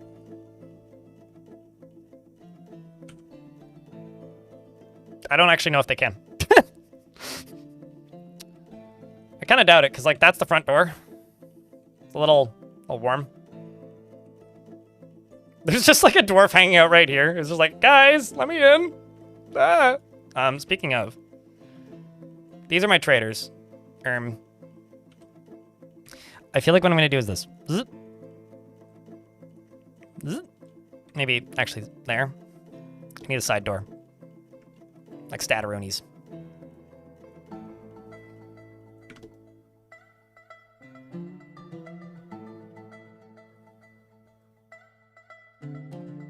Because the good news is, it's no longer continuing to... I mean, it's still pretty full. It's no longer continuing to fill, so... I should probably memorialize that dwarf. Yeah, this was the... This +1 was the total casualty count. Which, honestly, that's pretty good. All things considered.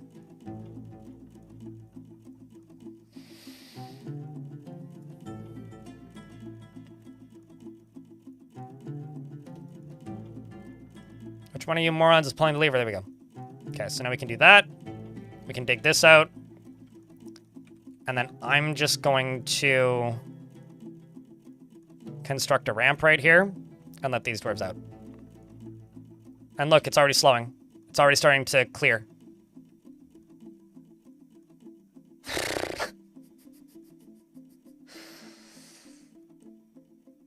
It doesn't dry into rocks. Just soot and charcoal. It would be cool if it dried into boulders, but it doesn't.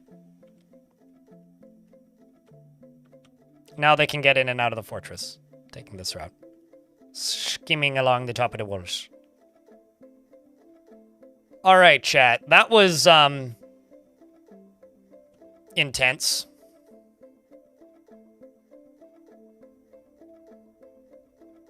Yeah.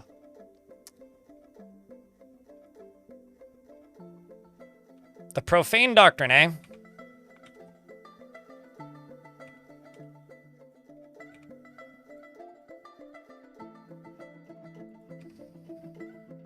Ay, ay, ay, ay, ay, ay, ay.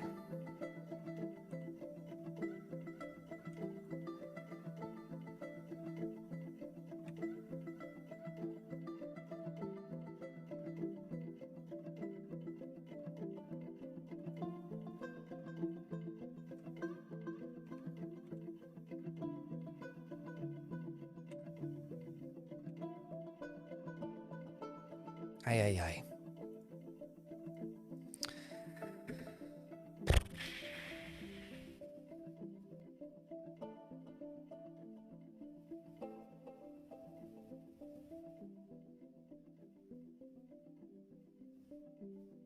Ay, ay, ay. Sorry, I'm like sweating. I'm kind of like a little stressed out at the moment.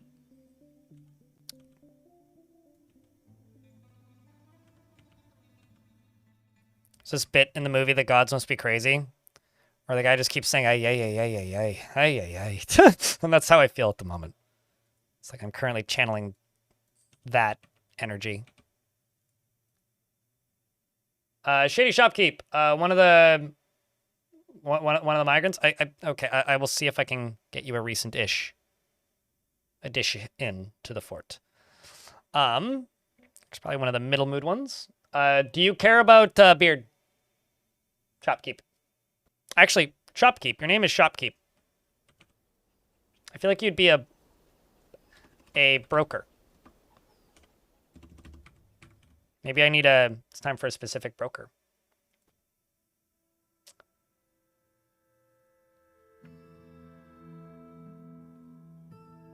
Do you want a beard or no beard?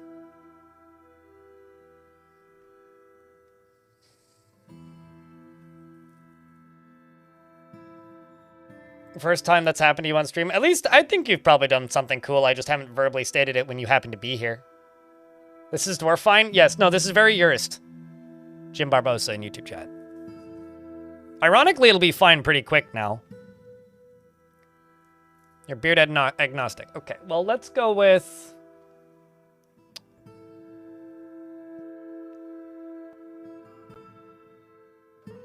I need somebody with appraisal.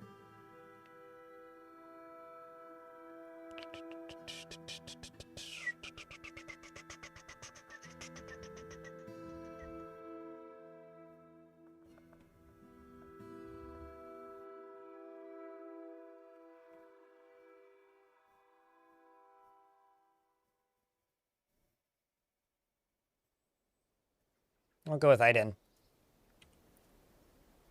Speaking of, my bookkeeper has been elected mayor. Well, that's nifty. It means I already have an office.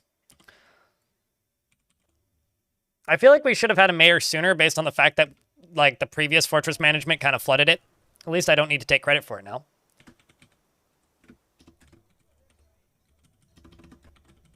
Shady Shopkeep. Jotha neglects her own well-being, having no interest in material goods. She can get caught up in internal deliberation when action is necessary, and doesn't tend to hold on to grievances. She's quick to anger, and she tends to not reveal personal information. She often feels envious of others, and she finds obligations come behind, though she is conflicted by this for more than one reason. She is not particularly interested in what others think of her, and she tends to be swayed by emotions of others. She is quite ambitious. She snaps her fingers when she's greeting somebody, and she needs alcohol to get through the working day, and is a hardened individual. She dreams of mastering a skill and personally finds blind honesty foolish. She likes graphite and pig iron and blue diamond, giant impala hoofs, the gray gibbon parchment, circles and millstones and amulets, and the words of the aquamarine of luxuries, and when possible prefers to consume squid, parsnip, and wine and pears. She absolutely hates snails. Your best friend, one of your highest friend is dead. So, welcome to the Fort Shopkeep. Finger guns, exactly. At least, honestly, I do have to say Daggett does have maybe the most honorable coffin I've put in a fort in a long time. I mean, look at this thing. Shoutouts to this dwarf, who's shady, by the way, who's literally eating a giant ostrich eyeball. Just, munching on an apple, as dwarves do. Okay, well, at least this is all clearing up nice and quick-ish.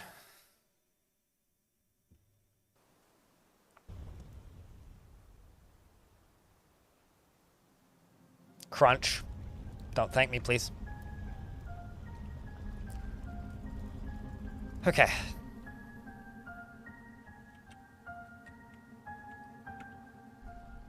Honestly, I think, all the constructions of this fort are just entirely my fault, purely based on the fact that, I've been trying to do way too many things at once in this fort.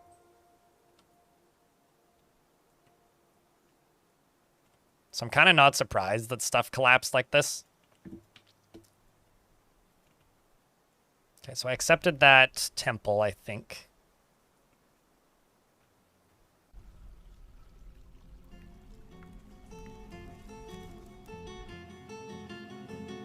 Yeah, this is not even remotely symmetrical. Not that I wanted it to be or anything.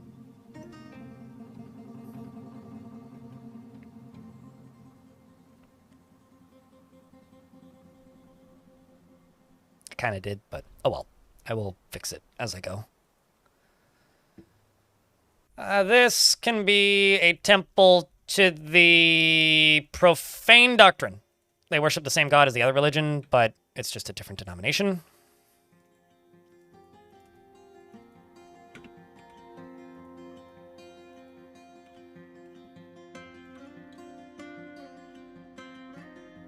Thanks for the $4.99, Adam Place. You ended up getting the po' boy for lunch. There you go. Had to go focus on work for the rest of the day. Hope it was a good po' boy.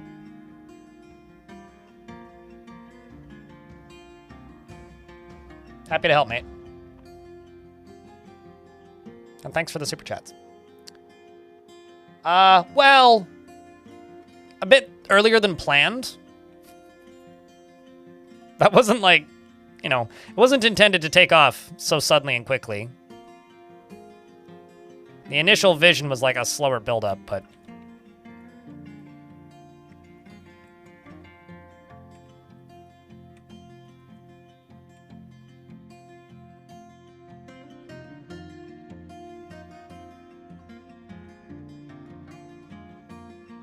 I still kind of want to make Lava Venice. Just because, like, the words Lava Venice sound probably way cooler than they actually are. It's probably actually pretty sweaty, but... Volcano Venice is, like, the sequel to Pompeii that nobody deserves.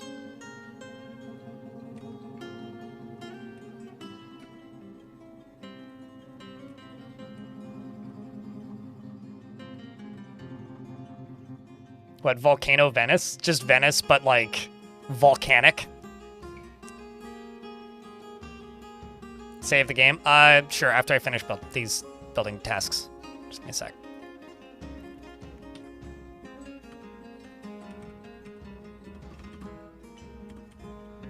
Quick save, like quick maths. Still going, yes. Pretty cool seeing the dwarves man the lava pumps here. Might be a little hot. I'm sure the dwarves' beards provide natural insulation. Same with their dense body hair, so they can handle quite high heat. It's like hobbits' feet and their lack of shoes.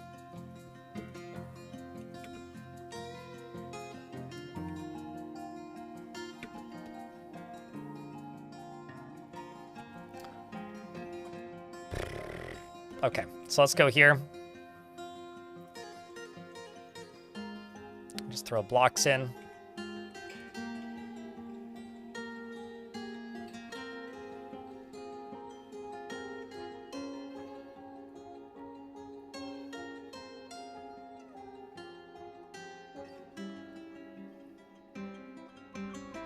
Okay, so now that I've built the floor, I'm going to go into here and hit this tool, and then I'm going to go paintbrush and just go dit, dit, dit, dit, dit, dit.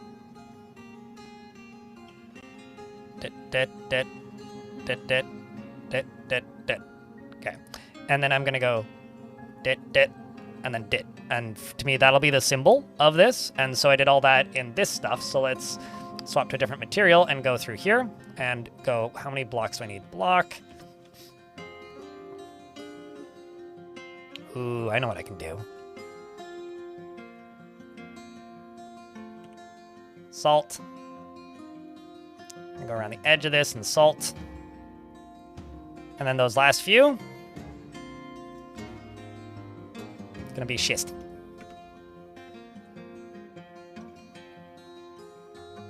This one can now be expanded,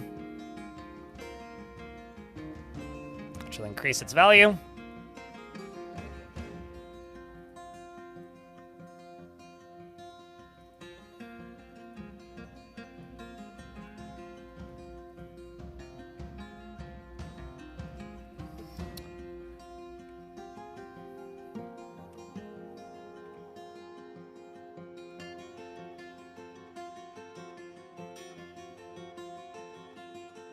And now I've just got a whole bunch of holes in this roof, but that's fine. Because I'm going to go up to here and I'm going to dig all this out. And I'm going to build this up one, and this is going to be where all the bodies are going to go.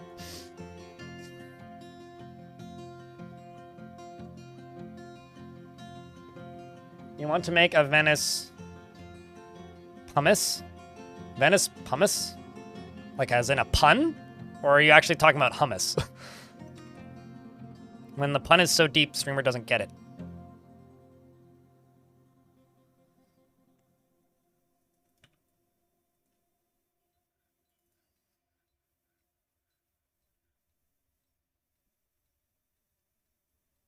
What's up, anti-capitalist pig in the YouTube chat? I'm not insulting them. They named themselves that. It was self-inflicted. It's gotta be like a self-flagellation fetish or something. I respect it. Anyway, hi. What's up? As a fellow, so somebody in my YouTube comments once called me a woke liberal bastard because I referred to a dwarf as they in a short, which was really funny because when I first saw that comment, it took me like 90 seconds to actually figure out what the fuck they were talking about because, like, that's just such a silly thing to say. Anyway, when I saw it, I after finishing laughing my ass off, I went and set it as my Blue Sky tag. So it's like in my profile. Because I thought it was really funny.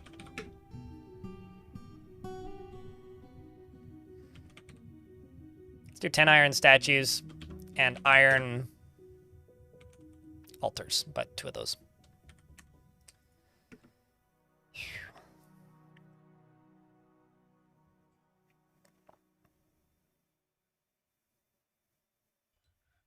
So if you follow me on Blue Sky, congratulations, you're following a woke liberal bastard. Or liberal woke bastard. I actually can't remember what order it's in. I literally copy-pasted their statement. Yeah,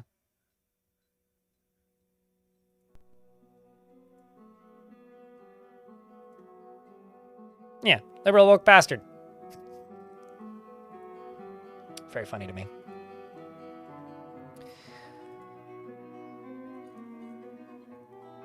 Thanks for the gift, Reno Anonymous.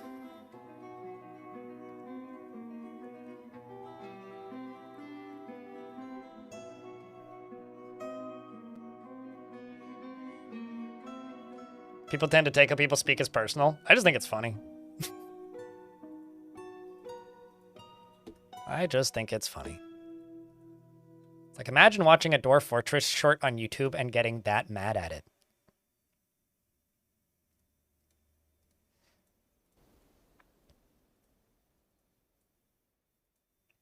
It's actually just kind of sad. All right, so I need to recognize a priest for this temple, which is the Holy Cradle. Holy Cradle, Fishbone. Not to be confused with Vishbone. Fishbone. Then this up here. First and dwarfmost. It's going to be filled in with floors. And this is going to be a statue garden, a place of rest and refuge, and where our dead lie. Because it's pretty hard for them to tell the truth, because they're dead.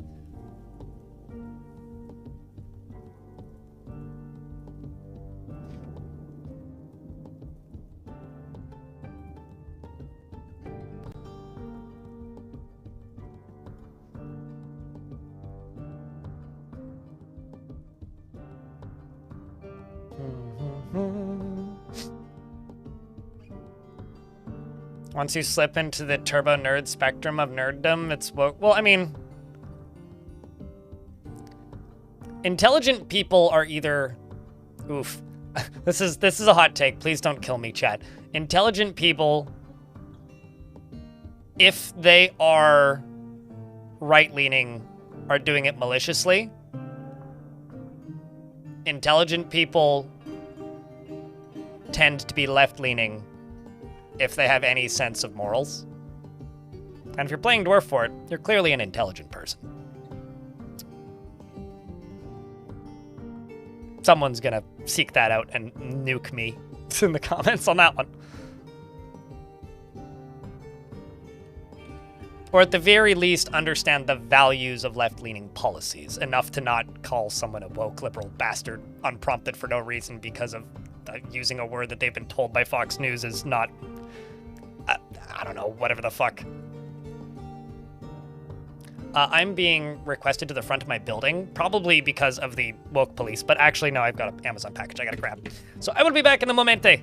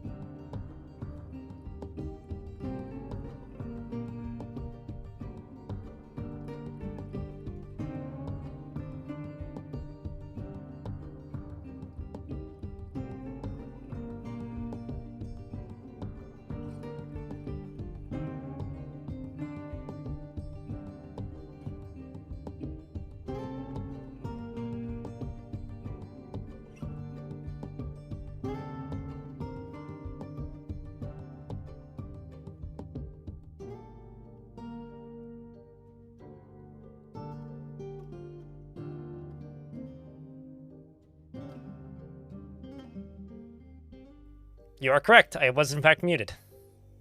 Good call.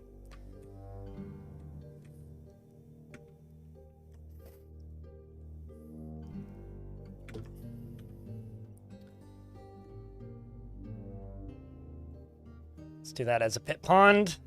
Let's do this as a pit pond.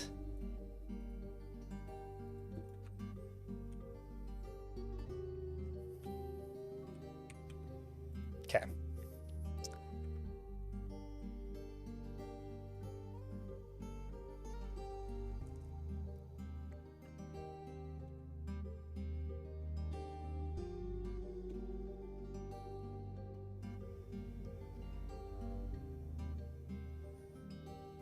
When he turns the mic back on, the muted comments will soon be muted when he turns the mic back on. Correct, yes.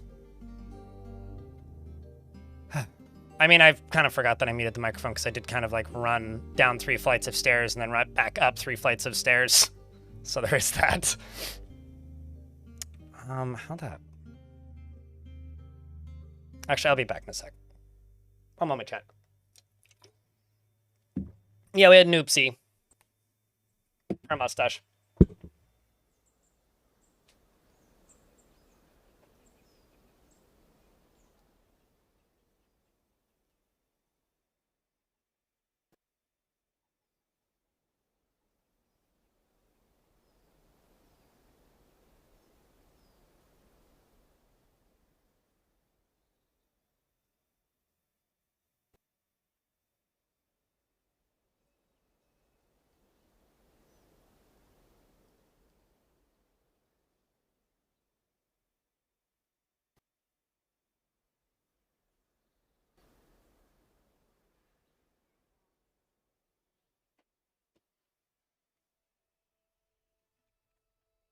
All right, since I seem to be sort of committing to this bit of like never actually making bedrooms for these dwarves, I've got a really dumb idea for a project. But first, let's just get these dwarves memorialized, which is up here. Here's my idea. I can go to the outside of that volcano and start building a wall around it. And what I'm going to do once I've built a wall around it is I'm going to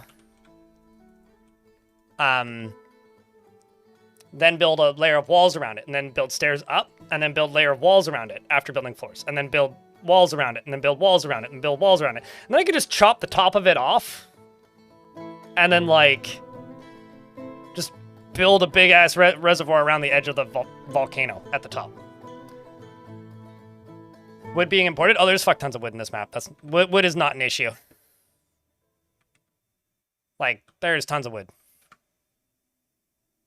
Ghosts, on the other hand, rapidly growing sudden surprise population.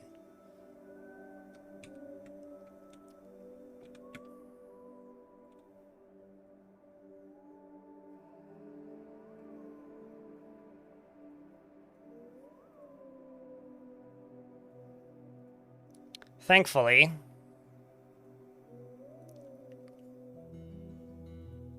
I have plenty of dwarves that can be memorialized right away. That actually wasn't that bad of a death toll, all things considered. Like, that could have gone so much worse.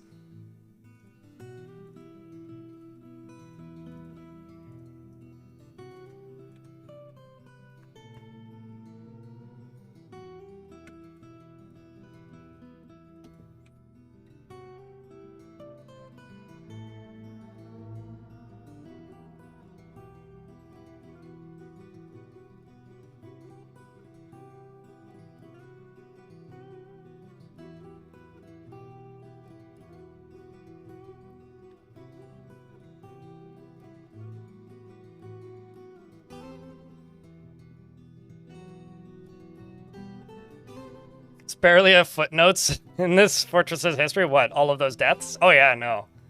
I mean, the last fort had like 90 tombs or something.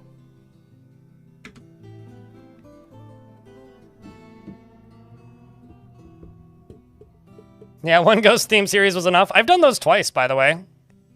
But I only made one video out of it.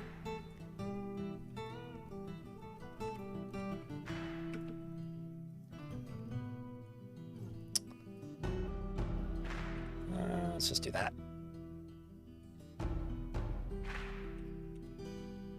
Actually, let's also get rid of this.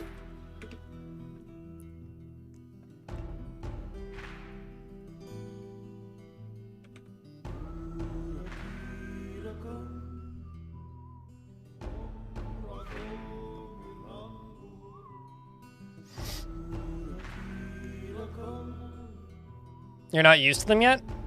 It's been out for so long, though. That's one of the reasons, Silver She, why I've started just going from up above and then just dropping a layer of floor, and then that exposes all the lava so you can dig around it safely. Kib the Clother withdraws from society. Like, honestly, like, just dropping stuff on the problem has become my go-to method. They claim a clothes shop. We've got an ad break. So I will not unpause the game until the ad break is done, but I'll designate as much of this as I can. Okay.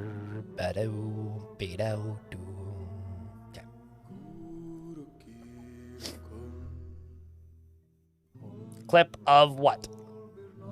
I mean, if you want to clip something, clip it. Class.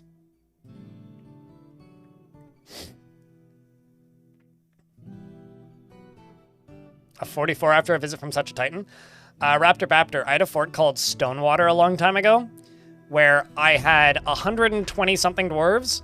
We got attacked by a fire-breathing, like stone titan that was made out of very dense stone, and I didn't have any ranged dwarves at the time, and it killed, it took my population down to 20, and then we recovered it completely within a couple of years.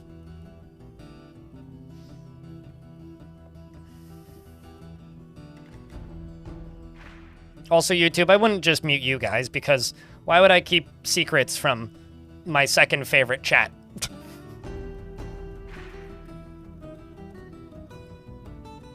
That would be called favoritism, and that would be ruder than I normally am. How dare I? What a calamity! I actually don't have the ability to only mute one feed, so...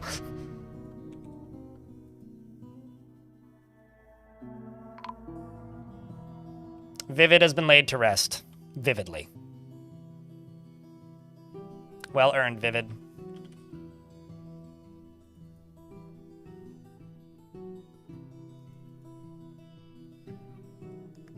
For things like Adamantine to be less on rails. You know, I feel this way about Adamantine. You know how there's like those little tiny pockets of like, you know, just diamonds with like items in them randomly scattered around? I kind of wish that half of those were just like a little cube of adamantine, sort of like how sometimes you find rare deposits of like platinum and stuff. I would really like there to just be the occasional rare deposit of adamantine just scattered around the map. I think that would be really cool.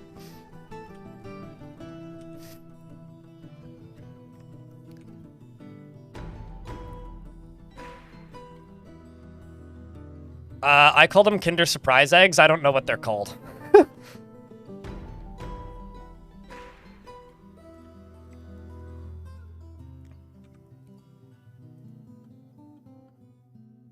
I saw one person call them that once and thought it was funny, so that's what I called them.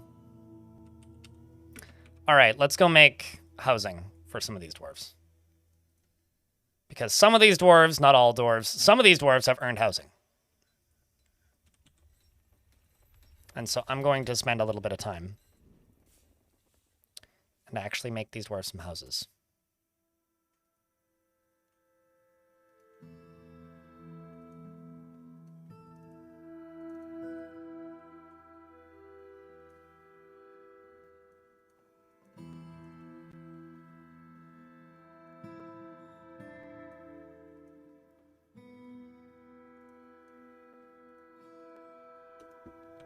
Let's go floor, floor, floor, floor, floor, floor, floor, floor all the way along there. That can be dug out a little bit.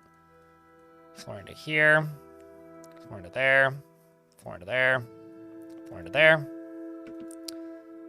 Let them work on that a little bit.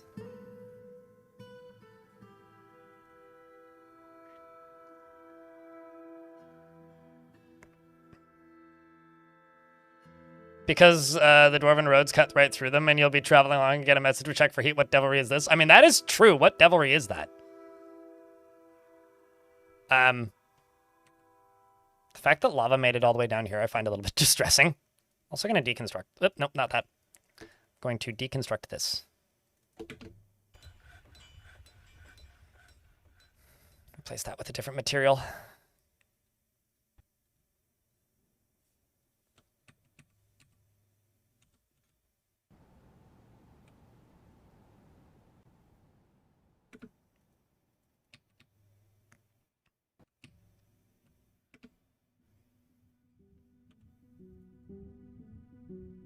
Okay, so you do that. I need leather quivers. Let's do 10 of those, and I will throw... I kind of want to just... Ooh. I should move my farming up here. Maybe just my clothing industry. Like, let's throw a leather shop over here. Maybe a second one. See if I can start blocking all of this in. Diorite, maybe?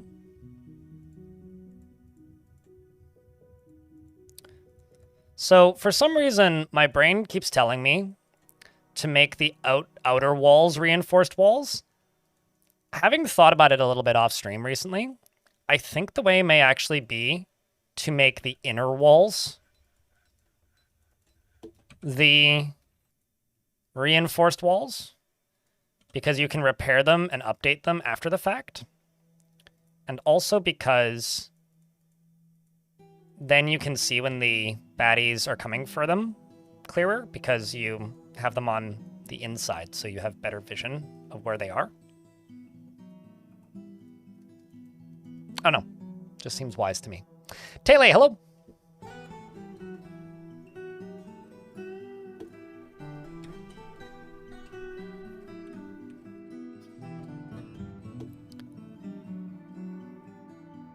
Some idiot named Shadow who shadowed all over something, probably.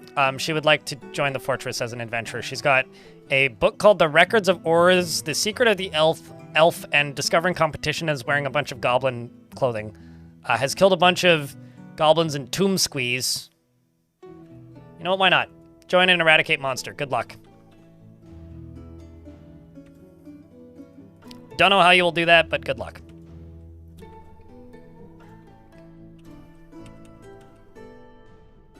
Just fly all the way back up to here.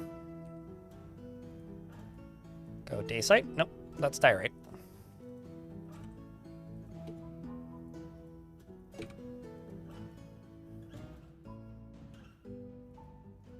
Should be enough to finish this up.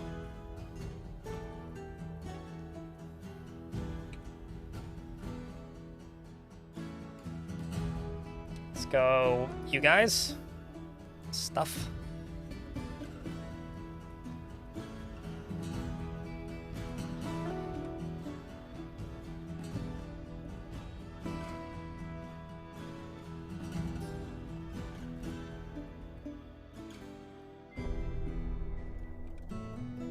I think that's all I've got. Nope, still got a little bit more. I misclicked, I guess. That was definitely a misclick. There we go, now we're out. Well, let's let them work on that.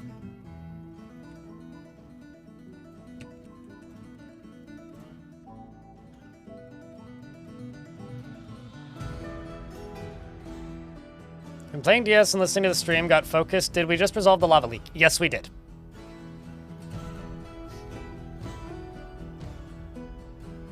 And also, yes, Tele. Did solve the minor leakage issue. It was very minor. Nothing to be too panicked about.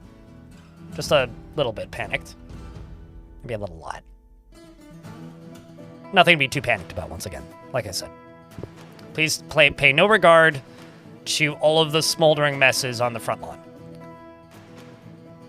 Thankfully, dwarves don't have HOAs, so we don't need to worry about the neighbors complaining. They may attack us, though. As much as the elves would like us to have HOAs, we just don't listen. And honestly, it makes life a lot easier for us. Got it. Expert Marksdorf? Well, that's wild.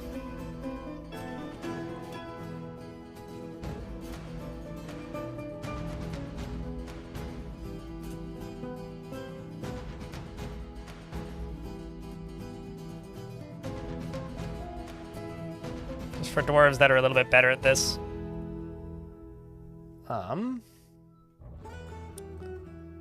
Set them to no orders. Update their equipment.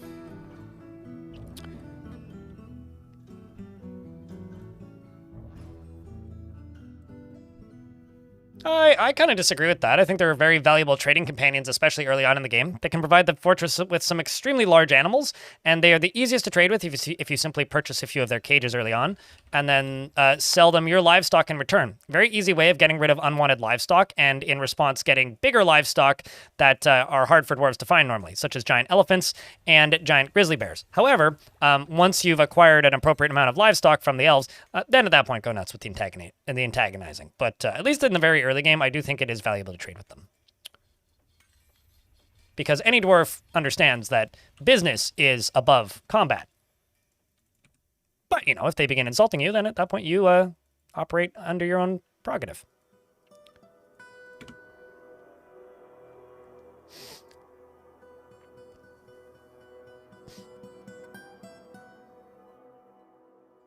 Can you be a militia dwarf? I can't guarantee you'll stay in the militia, but sure. Beard or no beard? Tubby?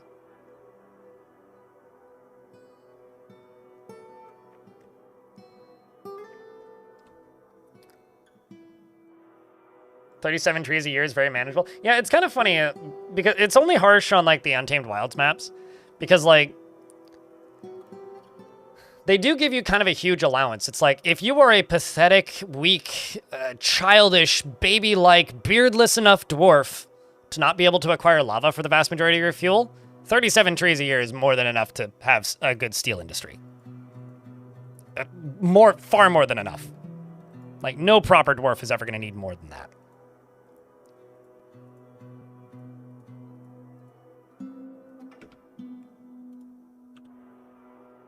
Beard, please, Cat.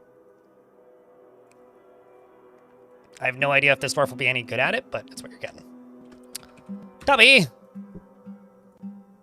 Doesn't generally think before acting. Shoots first, asks questions later, I suppose. He forms only fleeting and rare emotional bonds with others and feels strong feelings. And feels strong urges and seeks short-term rewards. He is easily moved to mercy, and he has a tendency to consider ideas and abstractions over practical applications. He is quite polite, and he generally is quite confident in his abilities when undertaking specific ventures.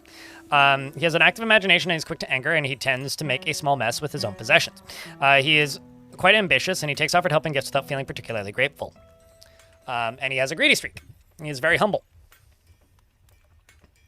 He personally sees the attainment and preservation of knowledge as an offensive enterprise engaged by arrogant fools. He does not respect the law and dreams of crafting a masterwork someday. Honestly, I think this dwarf could be a very successful politician.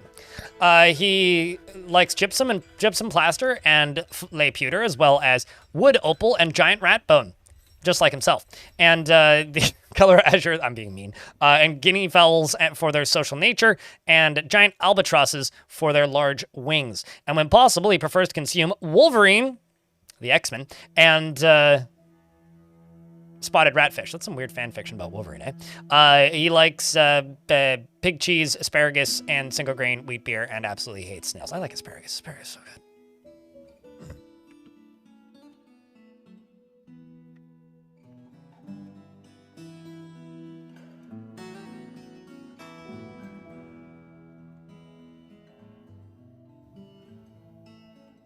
Didn't catch as much as you would like. Tungdil? I mean, there was a little bit of a calamity briefly, but we've seemed to have mostly sorted it out at this point. We had a bit of a spill, which is why there's lava in places it's not supposed to be at the moment. But aside from the little spill, it's been pretty good.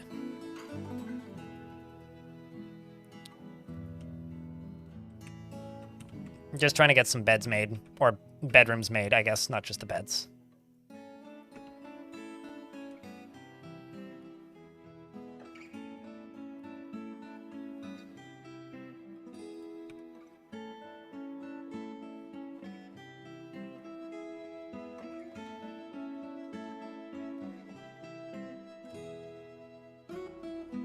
The first door or beds in the fort on year 3. That's not a record for me, but it's up there. All right, Mayor's gonna be the first bedded one. There's a joke in there somewhere. Let's put you in there, Zet, because you're upset. Let's put glass half empty in there. Let's put the Chief Medi Dorfy.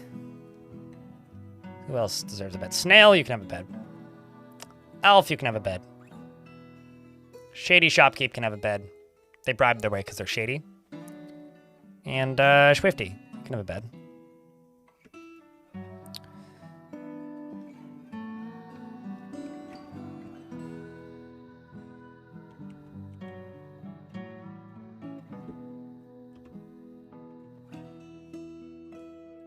What is this? Does it say set or diary? Right. It's diary.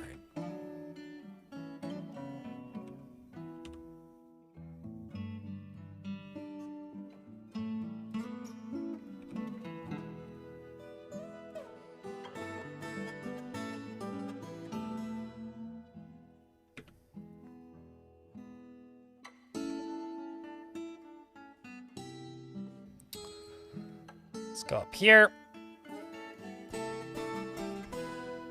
These goblins are going to be drooling over how exposed these walls are, but they ideally won't be able to reach them right away. Eventually, probably, but...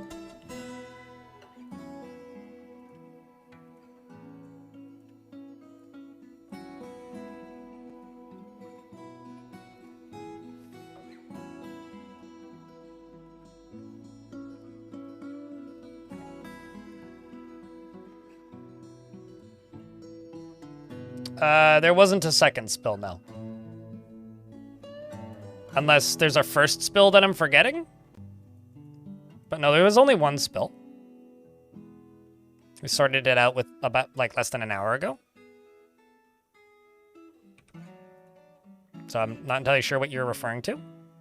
Or what you think you've missed.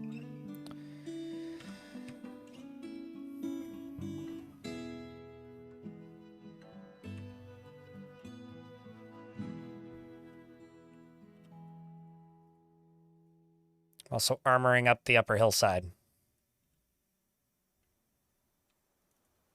Which I'm most certain-ish will make this look cooler.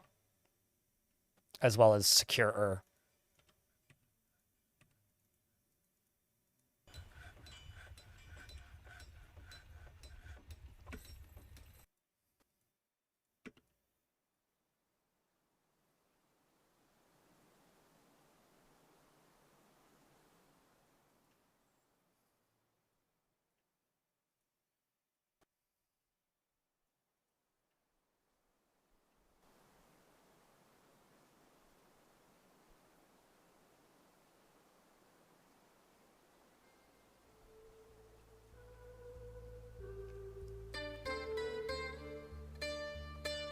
No, that's from the initial spill. It was spilling down both sides.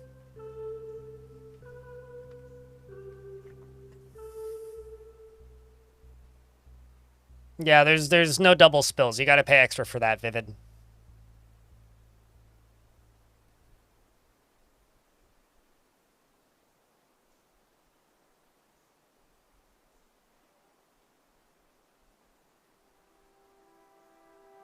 Oh yeah, you're not wrong. We did overpump the lava a wee bit, didn't we? So yeah, I guess there technically was 2 spills.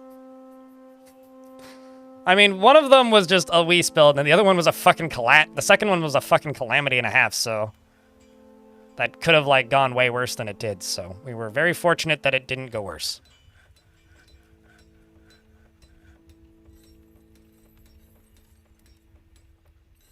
Okay. Let's just go up to here.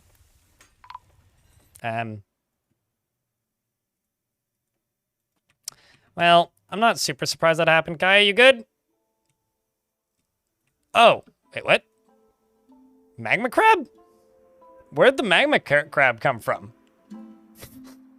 The volcano, I presume, but like... It's just like, there's just this dwarf lands here and there's magma crab chitin. What? What's up, Infinity? How was you? But yes, you must have tagged along with the Elfie raid. How you doing, Infinity? How's things? All right, let's go back to where I was with the thing that I was doing.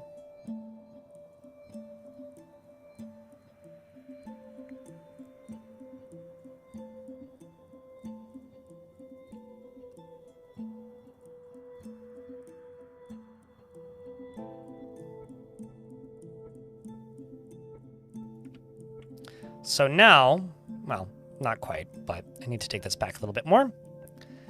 Now what I'm going to be able to do is I'm going to be able to look at these and actually adjust them all simultaneously. Also, I desperately need more hematite. Okay, I need to go mine more iron. I know that there's iron in places, I just need to find it. Like, say maybe in here, but maybe not.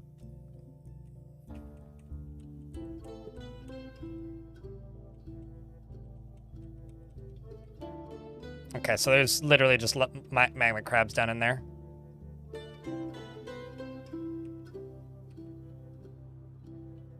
Guess I could just mine out this whole layer and see if I find more.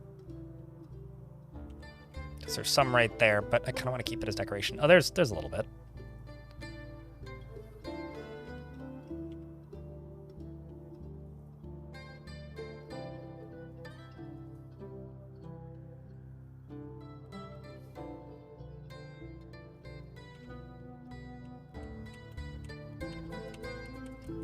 Should probably just go back to channeling all this out from up here, but now I'm tempting fate again, so.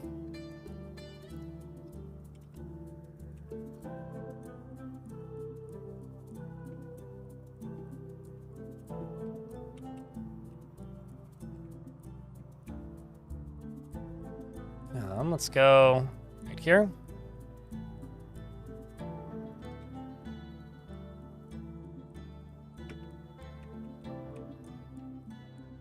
So now there's kind of an issue in the fort, which is this. Need to dig through this and fill this in.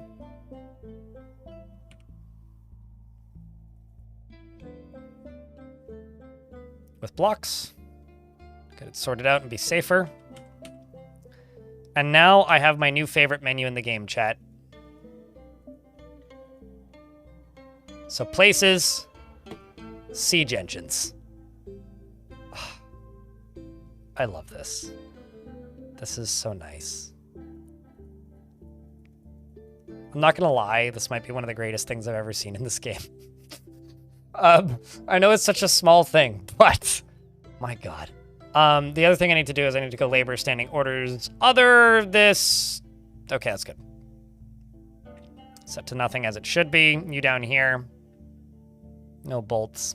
Exactly.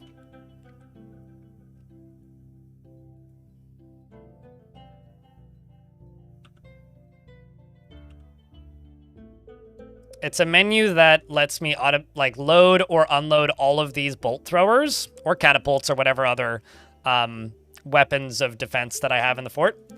And then those bolt throwers and catapults and other things can all be enabled and disabled simultaneously instead of having to click on every single one individually and click on one of these tiny little buttons.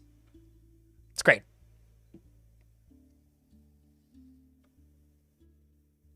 You really have to learn to love the little things in life in Dwarfort. And thank you, Marlon Bastos in the YouTube chat. Assuming you're talking about me, it's very self-absorbed of me to assume that you are.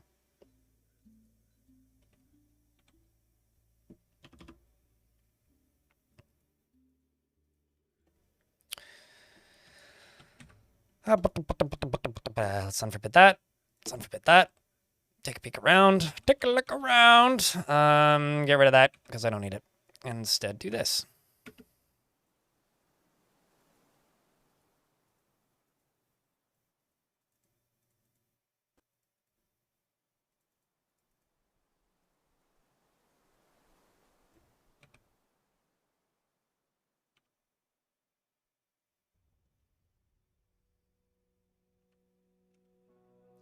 So you should be able to get up there from over here.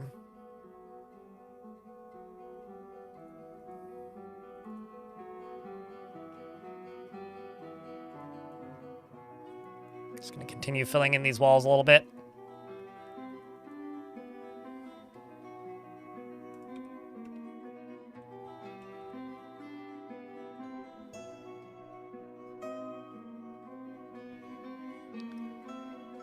Let's just go up here. Go RH. RH. That. That. That.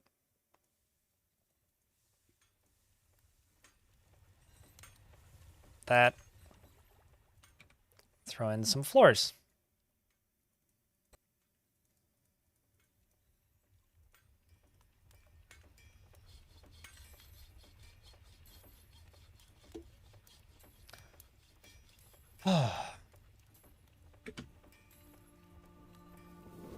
It's nearly 3 a.m., not 7, so you can still go well, you should go go snooze.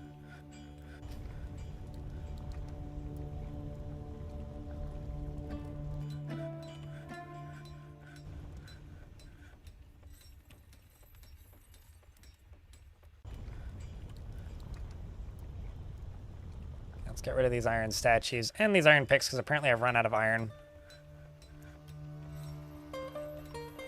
Which admittedly is a little bit of a bother, but it's okay. I can get to the actual intended goal for this fort. Oopsies, don't auto me. Let's hope we find some more iron down here.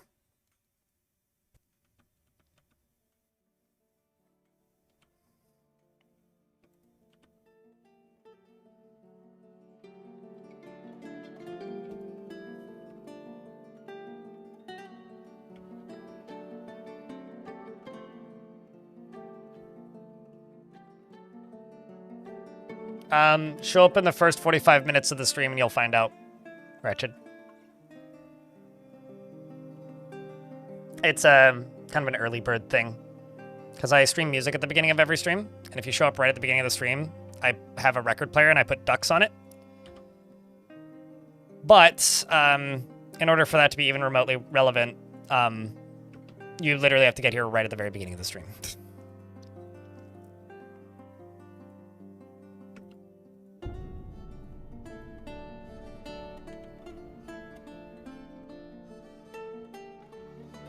So much construction.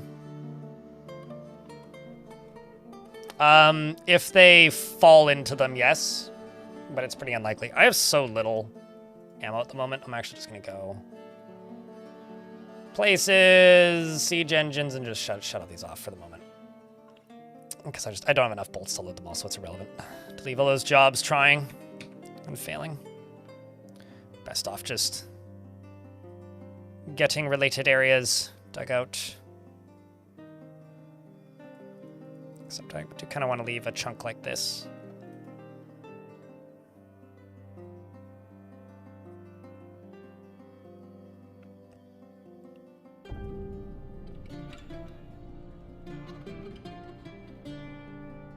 And you did get the space quack.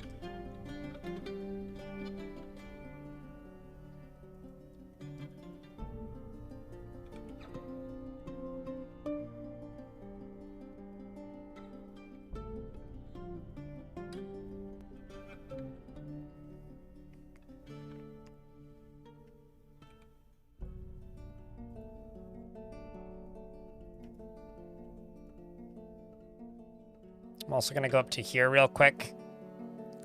I'll plop down a couple statues.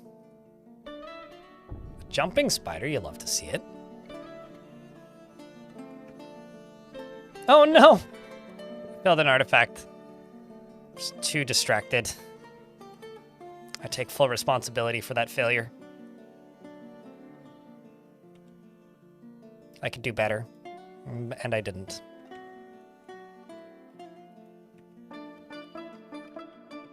Anonymous! Thanks for checking out a gift. Appreciate it.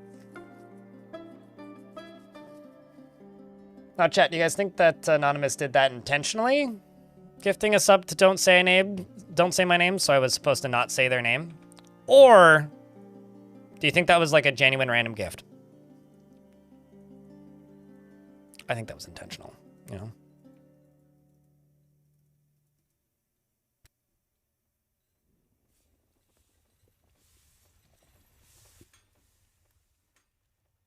Yeah, they have a huge deal right now over on, I mean, it is Black Friday, I suppose.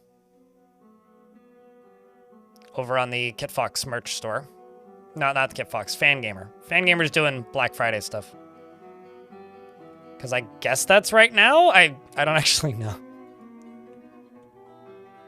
As you can tell, I pay a lot of attention to when Black Friday is happening. I am a very loyal consumptioner.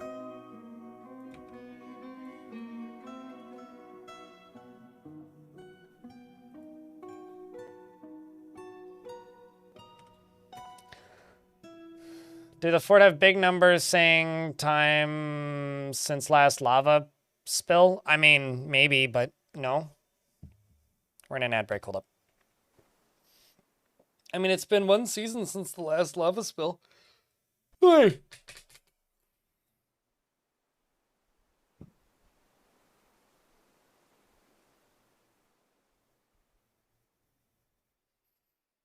Are you kidding?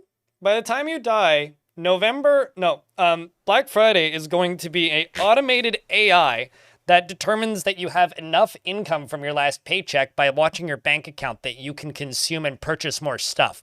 And so instead of purchasing things that you like, you simply purchase things for the consumption of them. And so instead of like purchasing like a pop figure or a collectible or a Beyblade like normal people would, you're instead just going to go into a store and you're going to buy like gelatinous cubes that look somewhat product-like just for the thrill of purchasing thing. And you may not even go into a store. You might just click a button a couple times and it'll be shipped to your house. When it arrives, you will look at it for 10 seconds, go, consumption, and then put it in the garburator.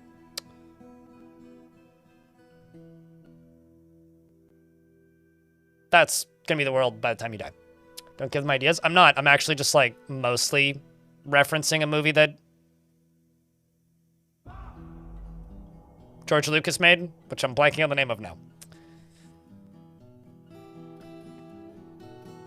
Does that not hurt your FPS? My FPS is in a flat 60, which is what it's capped at, so no. It might hurt your FPS, but it doesn't hurt mine.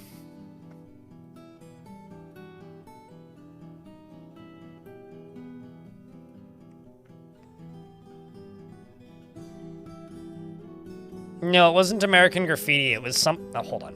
Let me just go look at George Lucas's filmography. I'll tell you in about 10 seconds here. George Lucas.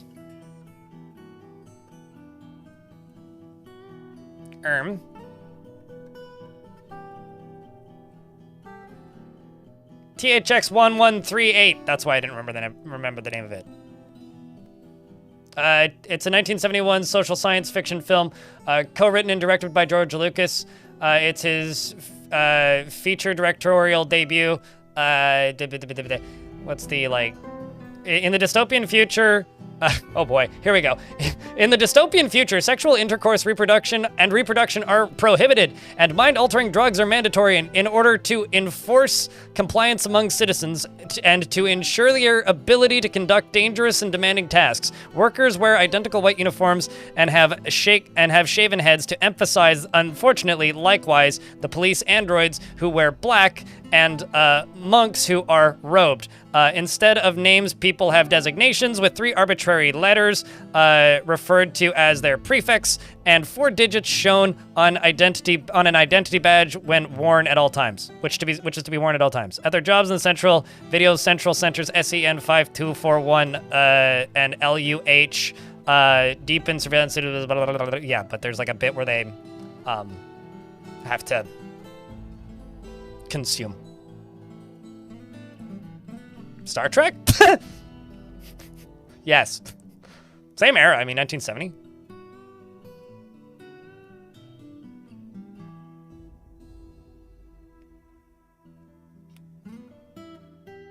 Oh, I was like, what the fuck is that sound? Somebody was driving by with a really loud bass speaker. I thought somebody was hitting something with a hammer, but...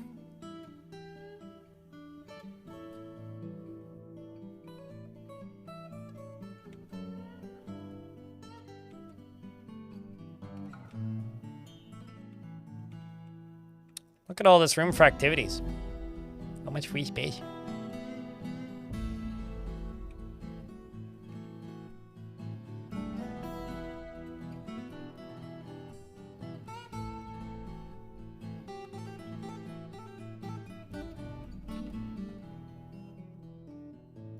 Current plan: scream incessantly at the wall. No. The current plan is to like, I could start putting like a fort goal or whatever in, but I've been trying to shy away from that a little bit because honestly, like all fort goals are a lie at the moment. I'm simply just trying to build something that can survive the sieges.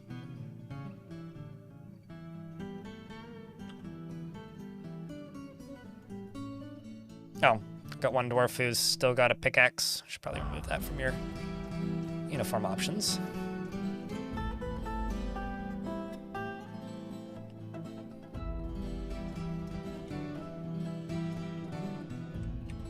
Okay, so this will just be too badass to not use this as a barracks, so this is gonna be my barracks.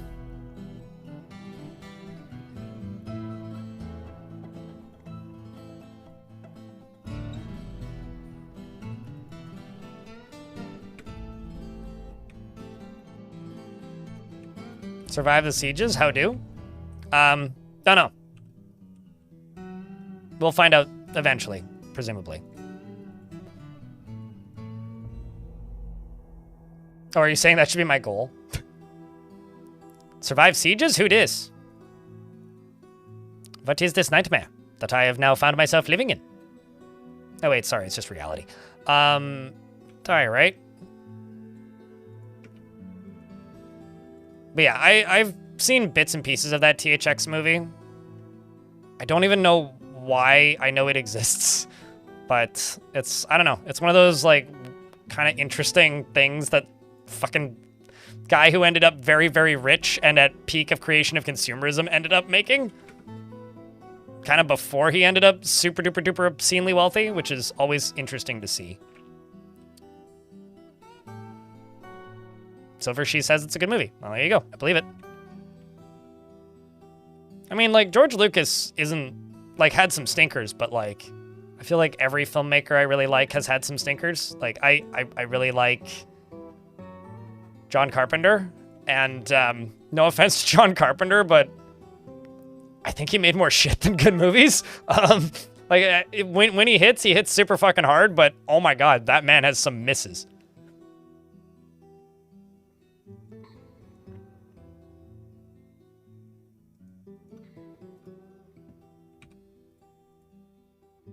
Like, some of the best movies I've ever seen are John Carpenter movies, and then that contrasted with Ghosts of Mars.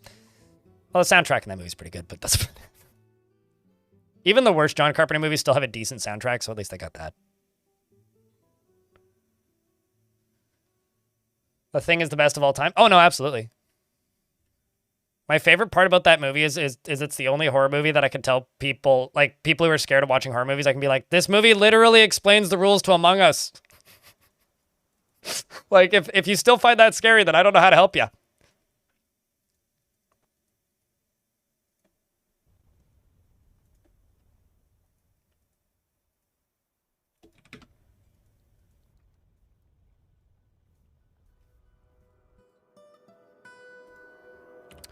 Let's just do any kind of rock doors. Rick doors? Rock doors. Let's just do 40. And it doesn't matter the material type. And I'll just make them whenever there's less than 10 doors. Works for me.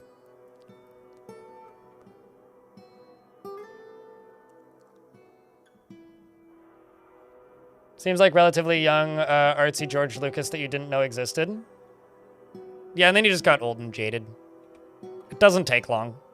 I mean, money corrupts people.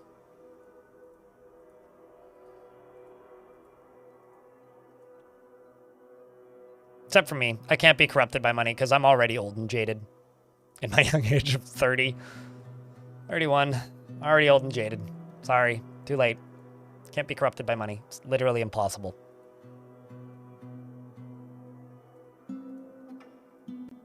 Which is why, in order for me to prove to you that I can't be corrupted by money, you should subscribe to twitch.tv/blindIRL and follow me on my uncorruptible journey. You just watch. 10 years from now, I'll be doing ads for, like, fucking DraftKings or some shit. Hopefully not. Jesus Christ. Nightmares. True nightmares. All right, this here, paint.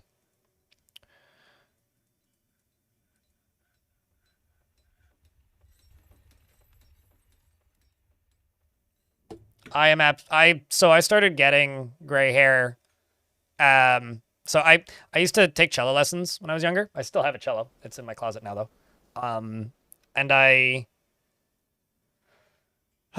went to my oh boy. I went to a cello lesson when I was like 14, and my cello teacher was standing behind me and he goes, "Greg, I think you have a gray hair." Because he was like holding my shoulders back because my posture was fucking terrible when I was that young. It still is, but it's better now. And he's like, "I think you have a gray hair." Kaletmis, thank you very much for the Prime sub. Good to have you. Appreciate you. Speaking of, the Were Child, a Pasi Maya Thamamimu, or whatever the fuck, a very large bear twisted into humanoid form, is crazed for blood and flesh, and its eyes glow orange. Its black hair is very curly. You will know why you fear the night. I think this thing attacked my last fort. And got away. Oh, pff. So much use this is.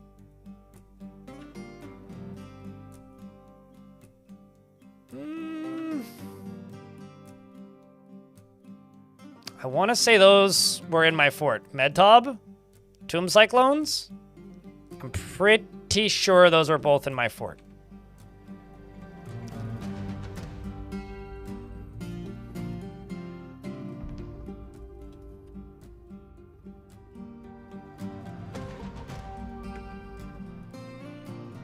Okay, well, you're stricken by melancholy, so that's fine.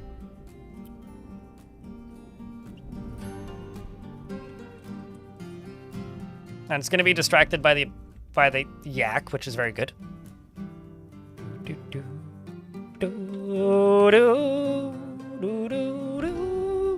Send the Mark Dwarves out here. No. You're barely even. Okay, well. They were already dead. So. As you can tell, children are very bad liars. In regards to them being negative 8 years old.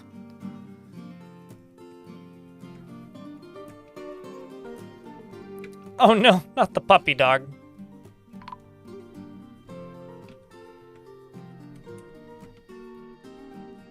Uh-oh.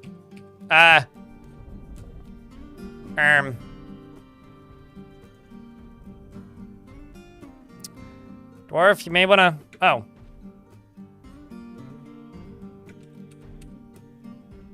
Well then. Good luck there, kiddo. May the best elf escape, unless I get to you first.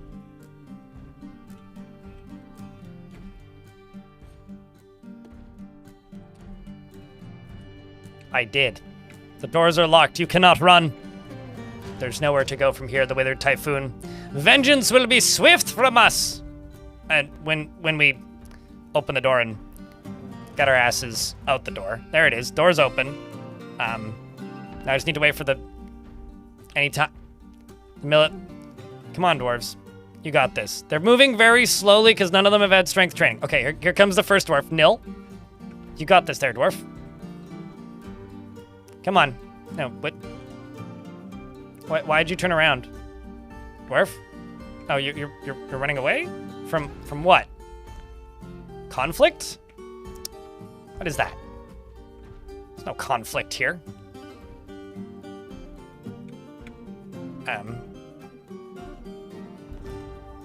Now shoot this child. Well, this is a good opportunity for some training.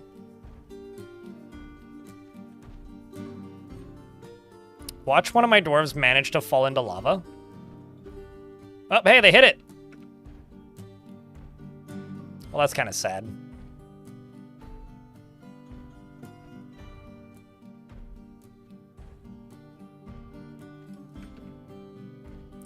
feel like I really need a better way of dealing with corpses.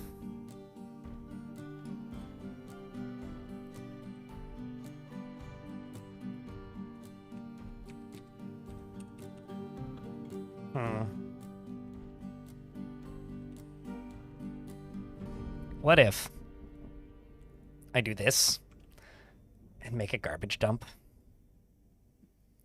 Let's also do a rock coffin.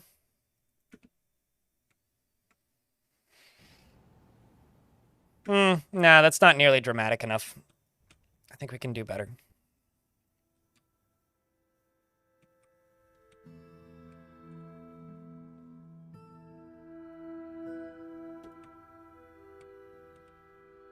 So what I'm going to do, I'm going to get rid of all this. Go down here.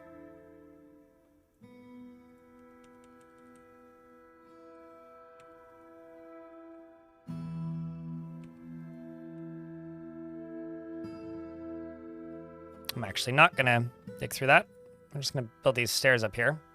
Except when we get to the top here, I'm going to actually build this a little higher.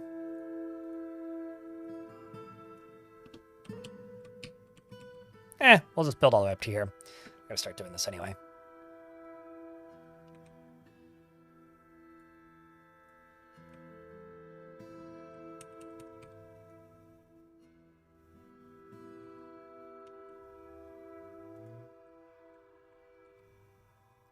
It's gonna take a little bit, but I'm gonna build a multi-level high thingy right here that goes into the middle and drop them that way. What'd you miss? A werebear elven child showed up who actually attacked my last fort as well. And we shot them in the head with iron bolts.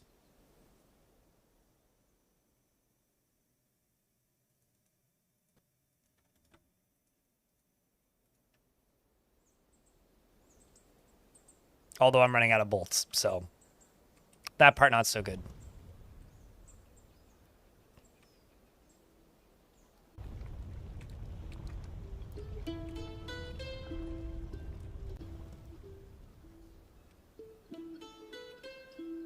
That's actually kind of funny.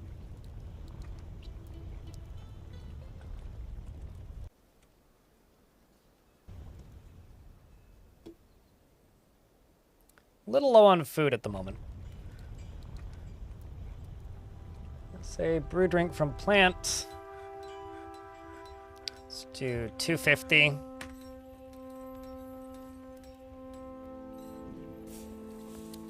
Let's do... Oh, we're out of food. Well, I mean, once these gates are open, do all that. Be fine. If I would just stop flooding the fortress with lava, we'd have less problems with this silly flooding. It's almost like this is all self-inflicted.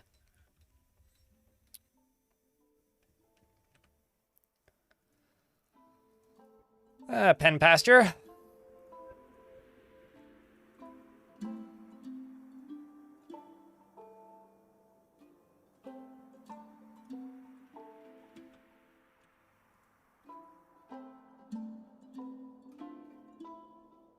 Yeah, we'll just move the pigs over there.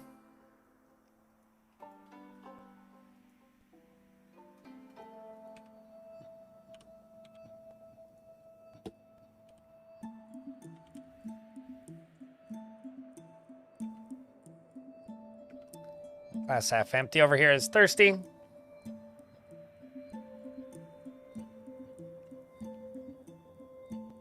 I upload vids pretty frequently.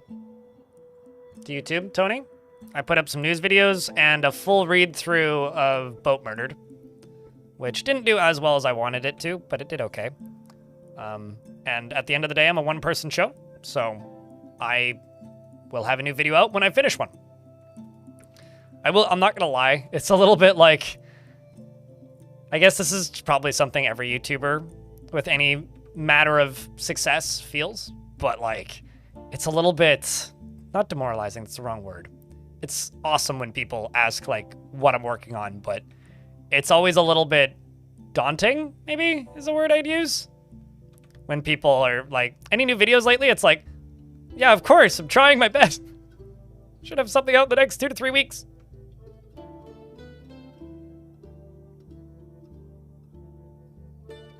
Manbeardorf?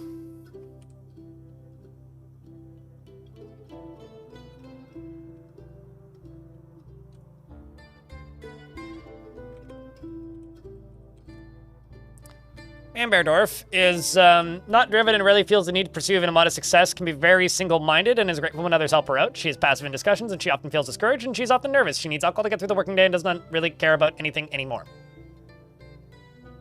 It is 6:30 p.m. currently. She needs alcohol to get through the working day and doesn't really care about anything anymore. Dreams of mastering a skill and personally does not care about family one way or another and doesn't care about nature one way or another. This dwarf would be great in the military. I'm just gonna put you over there. Hold up. Manbeardorf also likes borax, bronze, and turquoise and rope reed paper and the color lilac, mules and weapon racks and llamas for their wool, and the words of the wonder of walking, and when possible prefers to consume echidna and turnip wine and absolutely hates rats. I mean, who doesn't hate rats? I like domesticated rats, but not the same thing.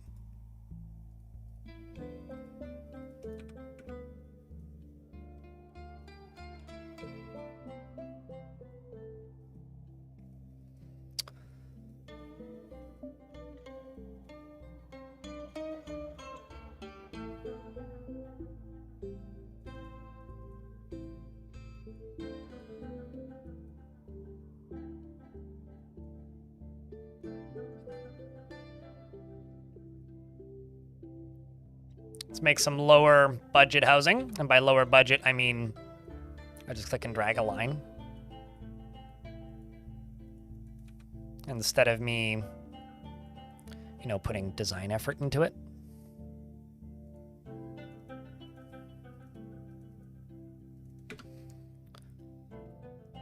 Let's unforbid that, unforbid that.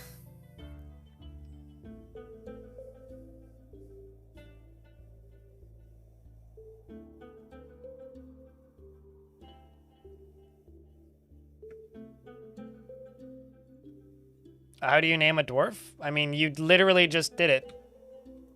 You told me to name a female manbear pig, so I did that. I'm confused. Is that not what you wanted?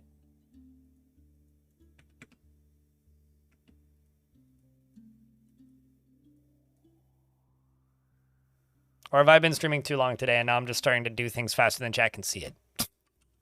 That is possible. So I also read the description. Kib.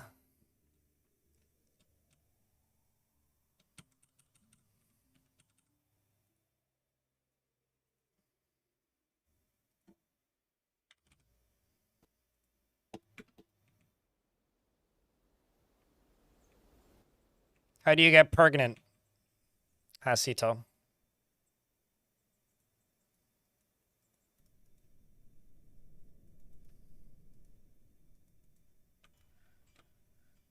Chat is operated by pigeons. Birds aren't real.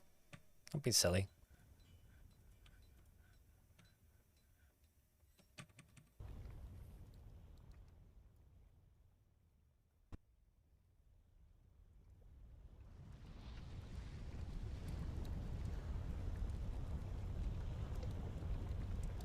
Seems like little that for naming a dwarf. I mean, it used to be more expensive and people kept complaining, so I made it cheaper.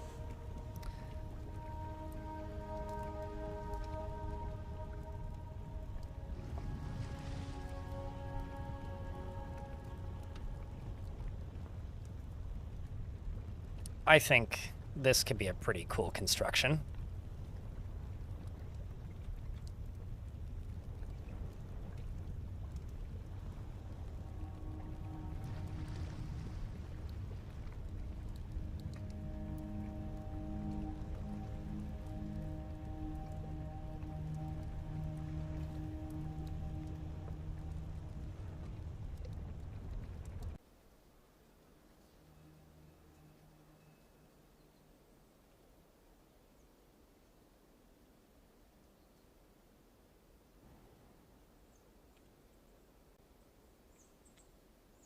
Okay, let's do iron bolts. 10 of them.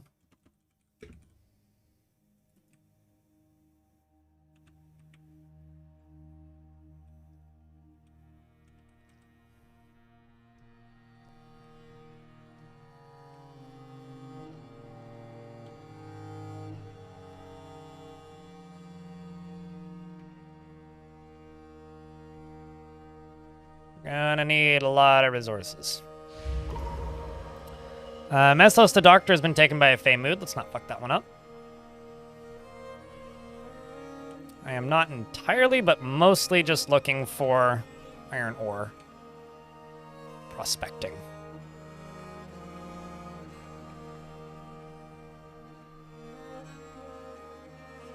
Because I seem to be lacking.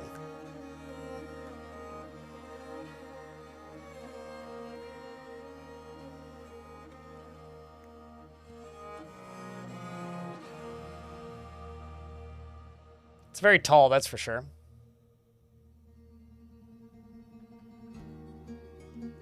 Oh, cave sickness only got... Well, it's sun sickness. It's not cave sickness. It's cave adaptation. They got too used to just being in caves, so then they get ill when they go outside. Not really.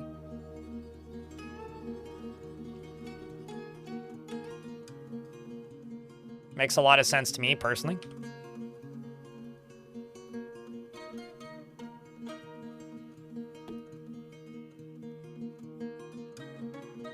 Besides, it's not cave sickness. It's called cave adaptation.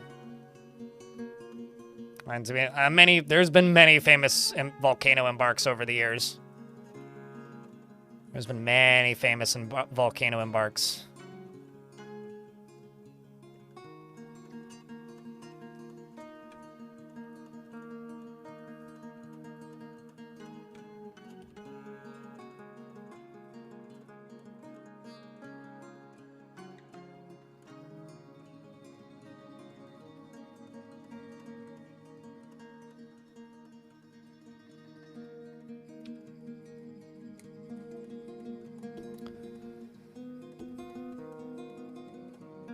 Oh wow, already began a mysterious construction. I was gonna go make sure that you were.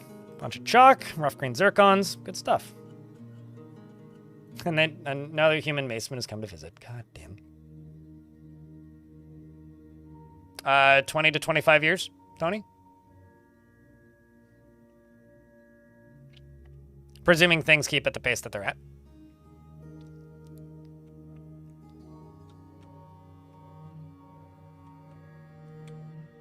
And pro tip: if you're waiting for 1.0 for Dwarf Fort, stop.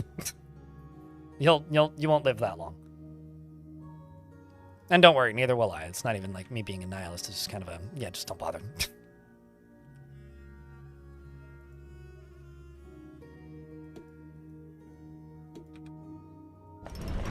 There's never been a better time. The Doctor has created Balad Sezuk Marilion, a chalk ring, and offers it to the Song of the Wind. Is it not 1.0 yet? It's version 0.5. 0.54? 3? What? Actually, are we on 3 or 4? Shit. I had it earlier today and I lost it. Fell out of my brain. Version 0.5305. So, I will say this about Dwarf Fortress.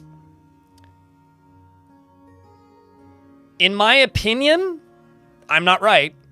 In my opinion, like the version 20s, or when the game hit like 3D, which was like version 34, Dwarf Fortress was basically a finished, fully playable game. At least Fortress mode is. And it's still just getting updates. Because it kind of predates early access and all of this nonsense. So, and marketing of unfinished titles, but technically Dwarf Fortress is still an alpha. If you want to go by literal definitions of the term, which nobody uses, because nobody knows what they mean. Sachak Ring, which is offered to the Song of Wind. A chalk ring I will offer to my bookkeeper, but in this case, the mayor.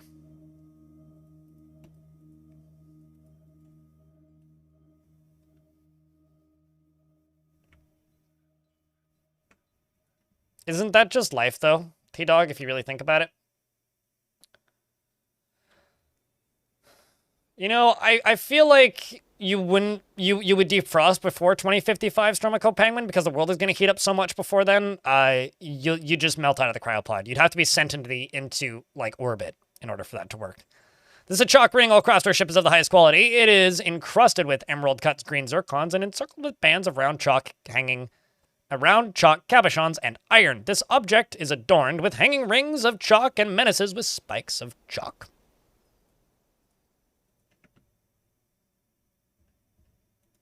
I simply do not have enough bolts.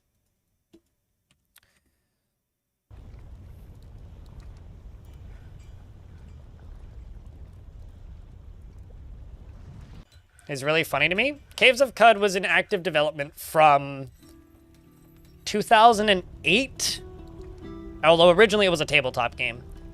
It released on Steam in early access in 2015, I think? And didn't release out of early access until 2024, right? It was 24 that happened, right? Anyway, so, you know, there's also like Cogmind, which started development in 2012 and is still going strong and is an unfinished game. I mean, fucking Project Zomboid. I don't know, I think Dwarf Fortress personally is a little bit closer to No Man's Sky, where like the early releases were interesting, but like, and had a lot of potential and got certain people excited, but like didn't live up for a while. And I do think in large parts it's lived up to its potential, but it's still a very weird, experimental, unfinished, busted fucking thing.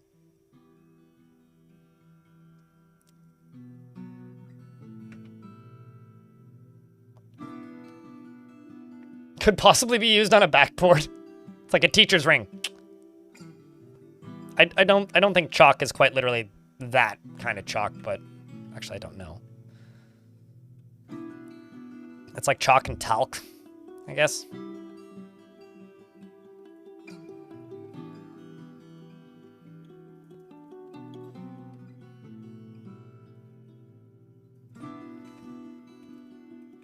Okay, so that's all done.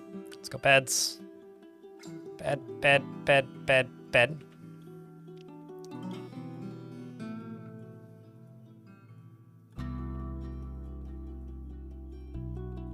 Gila's so happy.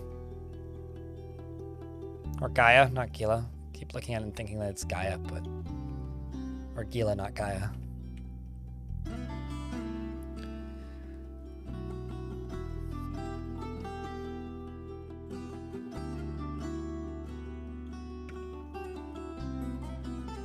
That's the wrong tool.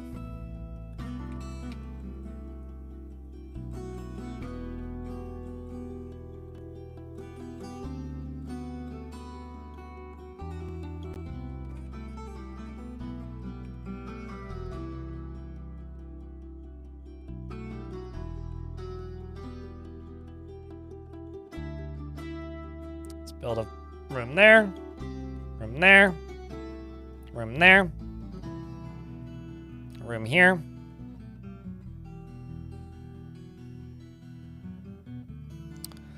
Let's do 1, 2, 1, 2. Okay. Room there. Room there.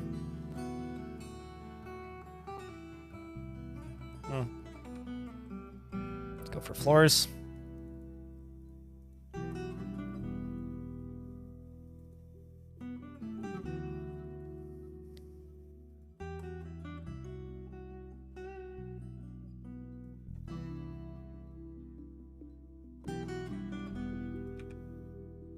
Let's actually not do it that way.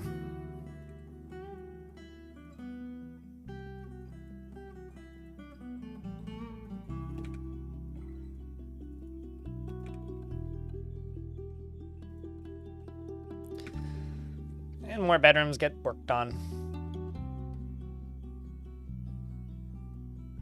Yeah, and it keeps the same. If you redesignate floors into walls or ramps or stairs or something, it keeps the original material type. So Unless you go undesignating and redesignating stuff like this, then you won't end up with multicolored stuff. That's something that I figured out after many hours of fucking around.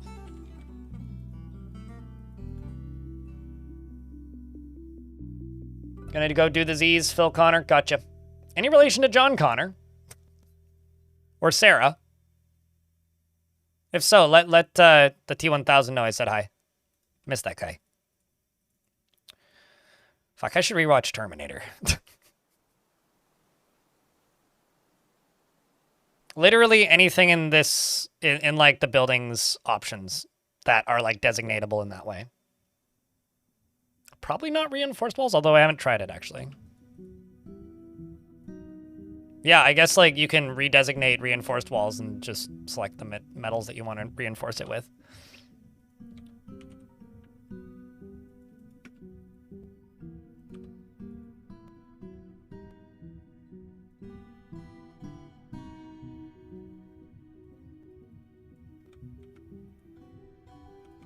Speaking of hematite, we're doing a little bit of mining.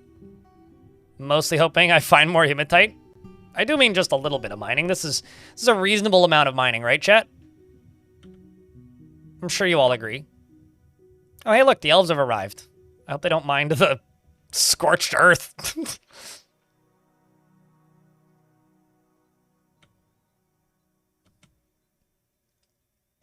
Or, you know, the various corpses scattered around the place. And the dead elf child. They started it! It was self-defense, okay?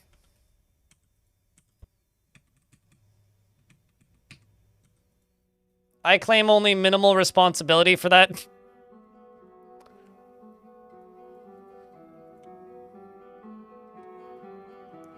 The volcano had an oopsie and it was feeling unwell, so it puked. It's very sad. I literally can't do that, T-Dog. Well, I mean, I could, but they wouldn't buy it, so. It would be pointless. Was it self-defense or elf-defense? Actually, it was werebear defense. You caught a cave spider. Do you have a video on setting up a silk farm? Nope, because I honestly don't know how to do it. Eric Tenier. Genuinely, I do not know how to do it. I usually just make a bunch of looms and dig down to the cavern layer where there's spiders and then fortify the walls. And that lets the spiders in and they just make webs to their heart's desire and I make cloth. So I actually do not know how to do it. So if you figure it out, do let me know. See, unlike some people on the internet, if I don't know how to do something, I'll just be like, I don't know how to do that. I've definitely seen like tutorial meisters and stuff, not necessarily for this game, but for other games, where somebody asks them how to do something and you can see that they're very clearly like either paging a mod or like looking at the wiki. I think that sort of stuff's kind of funny to me. It's like, I don't know. To the wiki, pretty much, yes. Meanwhile, me and the Dwarf Fortress wiki are just like the Spider-Man meme where he's just pointing at the other Spider-Man. Or like the old school WT, what the fuck, Two Shens? Or Lamau Two Cat? Chat! I think today was extraordinarily successful. I mean, look at this. We got Temple Barracks? Temple Barracks. The beginnings of like an actual city layer in the volcano, and I think this looks dope. Aside from that, it kind of looks like testicles, so don't look at it too closely. Don't look at the little volcano chode. Down here, where it looks like a toilet still, we have the entry to the fortress as well, which is not even remotely armed or ready to go yet, but hopefully by tomorrow, it can be somewhat armed and ready to go. In fact, I could probably load a few of these. But yeah, down here we have the main layer, which is full of a bunch of bullshit that needs to be worked on. We've got an office and an office. I need to make dining hall and stuff for my mayor. I got a bunch of things that are flooded that I need to unflood. And, I mean, we did... Actually, hold up. Is there hematite in here?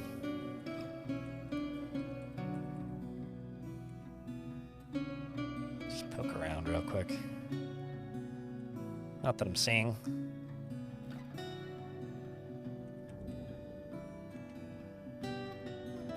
No, on the bright side, we still have plenty of bolts.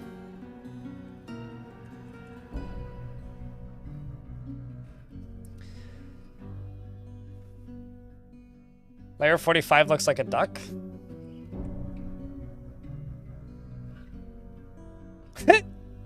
I guess.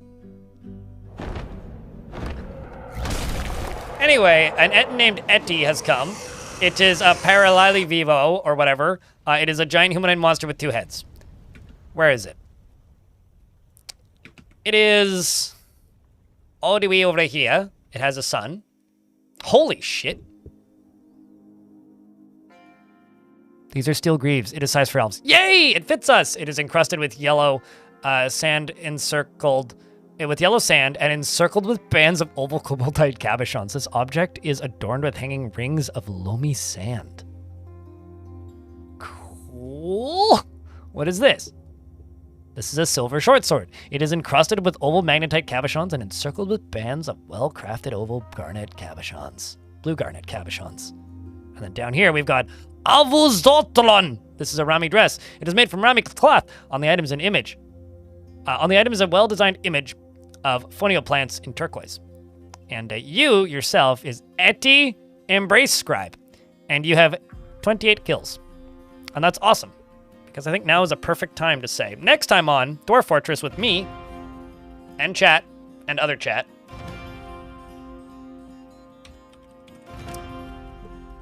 I think it's time for me to call it for the night, chat. Hopefully you understand. Because I have been live for 9 hours and 49 minutes. And, you know, people would like me to make other videos. So I've got some editing to do. We will fight that Etten tomorrow with our bolts and not much else, because I don't have much else. And take their weapons from their bleeding hands and severed heads, throw their corpse into the volcano, and go, shit, we threw the artifacts into the volcano with it. And then be upset. And that's how that'll go, probably. Tune in tomorrow for more accidental floodings, and hopefully additional unfloodings. I had fun today, chat. Give me a rating out of 10. YouTube folks, I'm shutting you down now. Thanks for hanging out. I hope that you enjoyed the Streamity Stram. Tomorrow we'll be doing this again, except I won't be celebrating 12 years of streaming, because I'll just be in it. We're into year 13. Hopefully it's a lucky number 13, and not one where I get stabbed by a man holding, like, a machete or fishing spike or spear or metal rod or something and a hockey mask. I mean, it's 12 years. We're beginning year number 14, right? It's Etten the Eddie. Hello, my name is Bobby, and I'm an Etten. My friends call me Eddie. That is a good name, actually, now that you mention it. Thanks for watching, YouTube folks. If you want to come raid somebody with us, pop over here onto Twitch. Otherwise, just a real quick PSA before I go.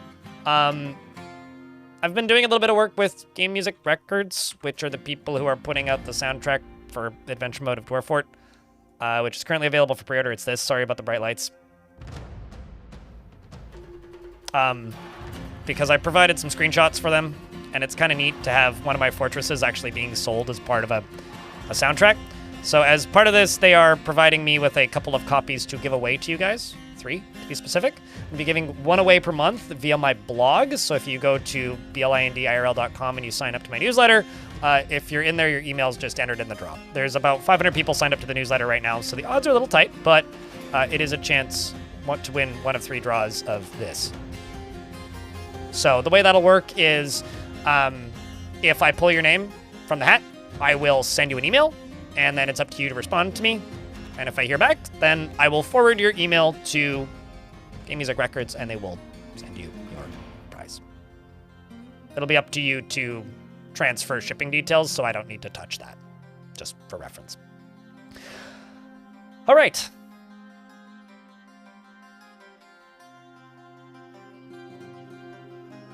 YouTube folks, we're shutting you down now. Thanks for hanging out, though, and we will see you tomorrow. Oh no. Cerberus in YouTube chat's like, hey, you're back. I'm just leaving, actually.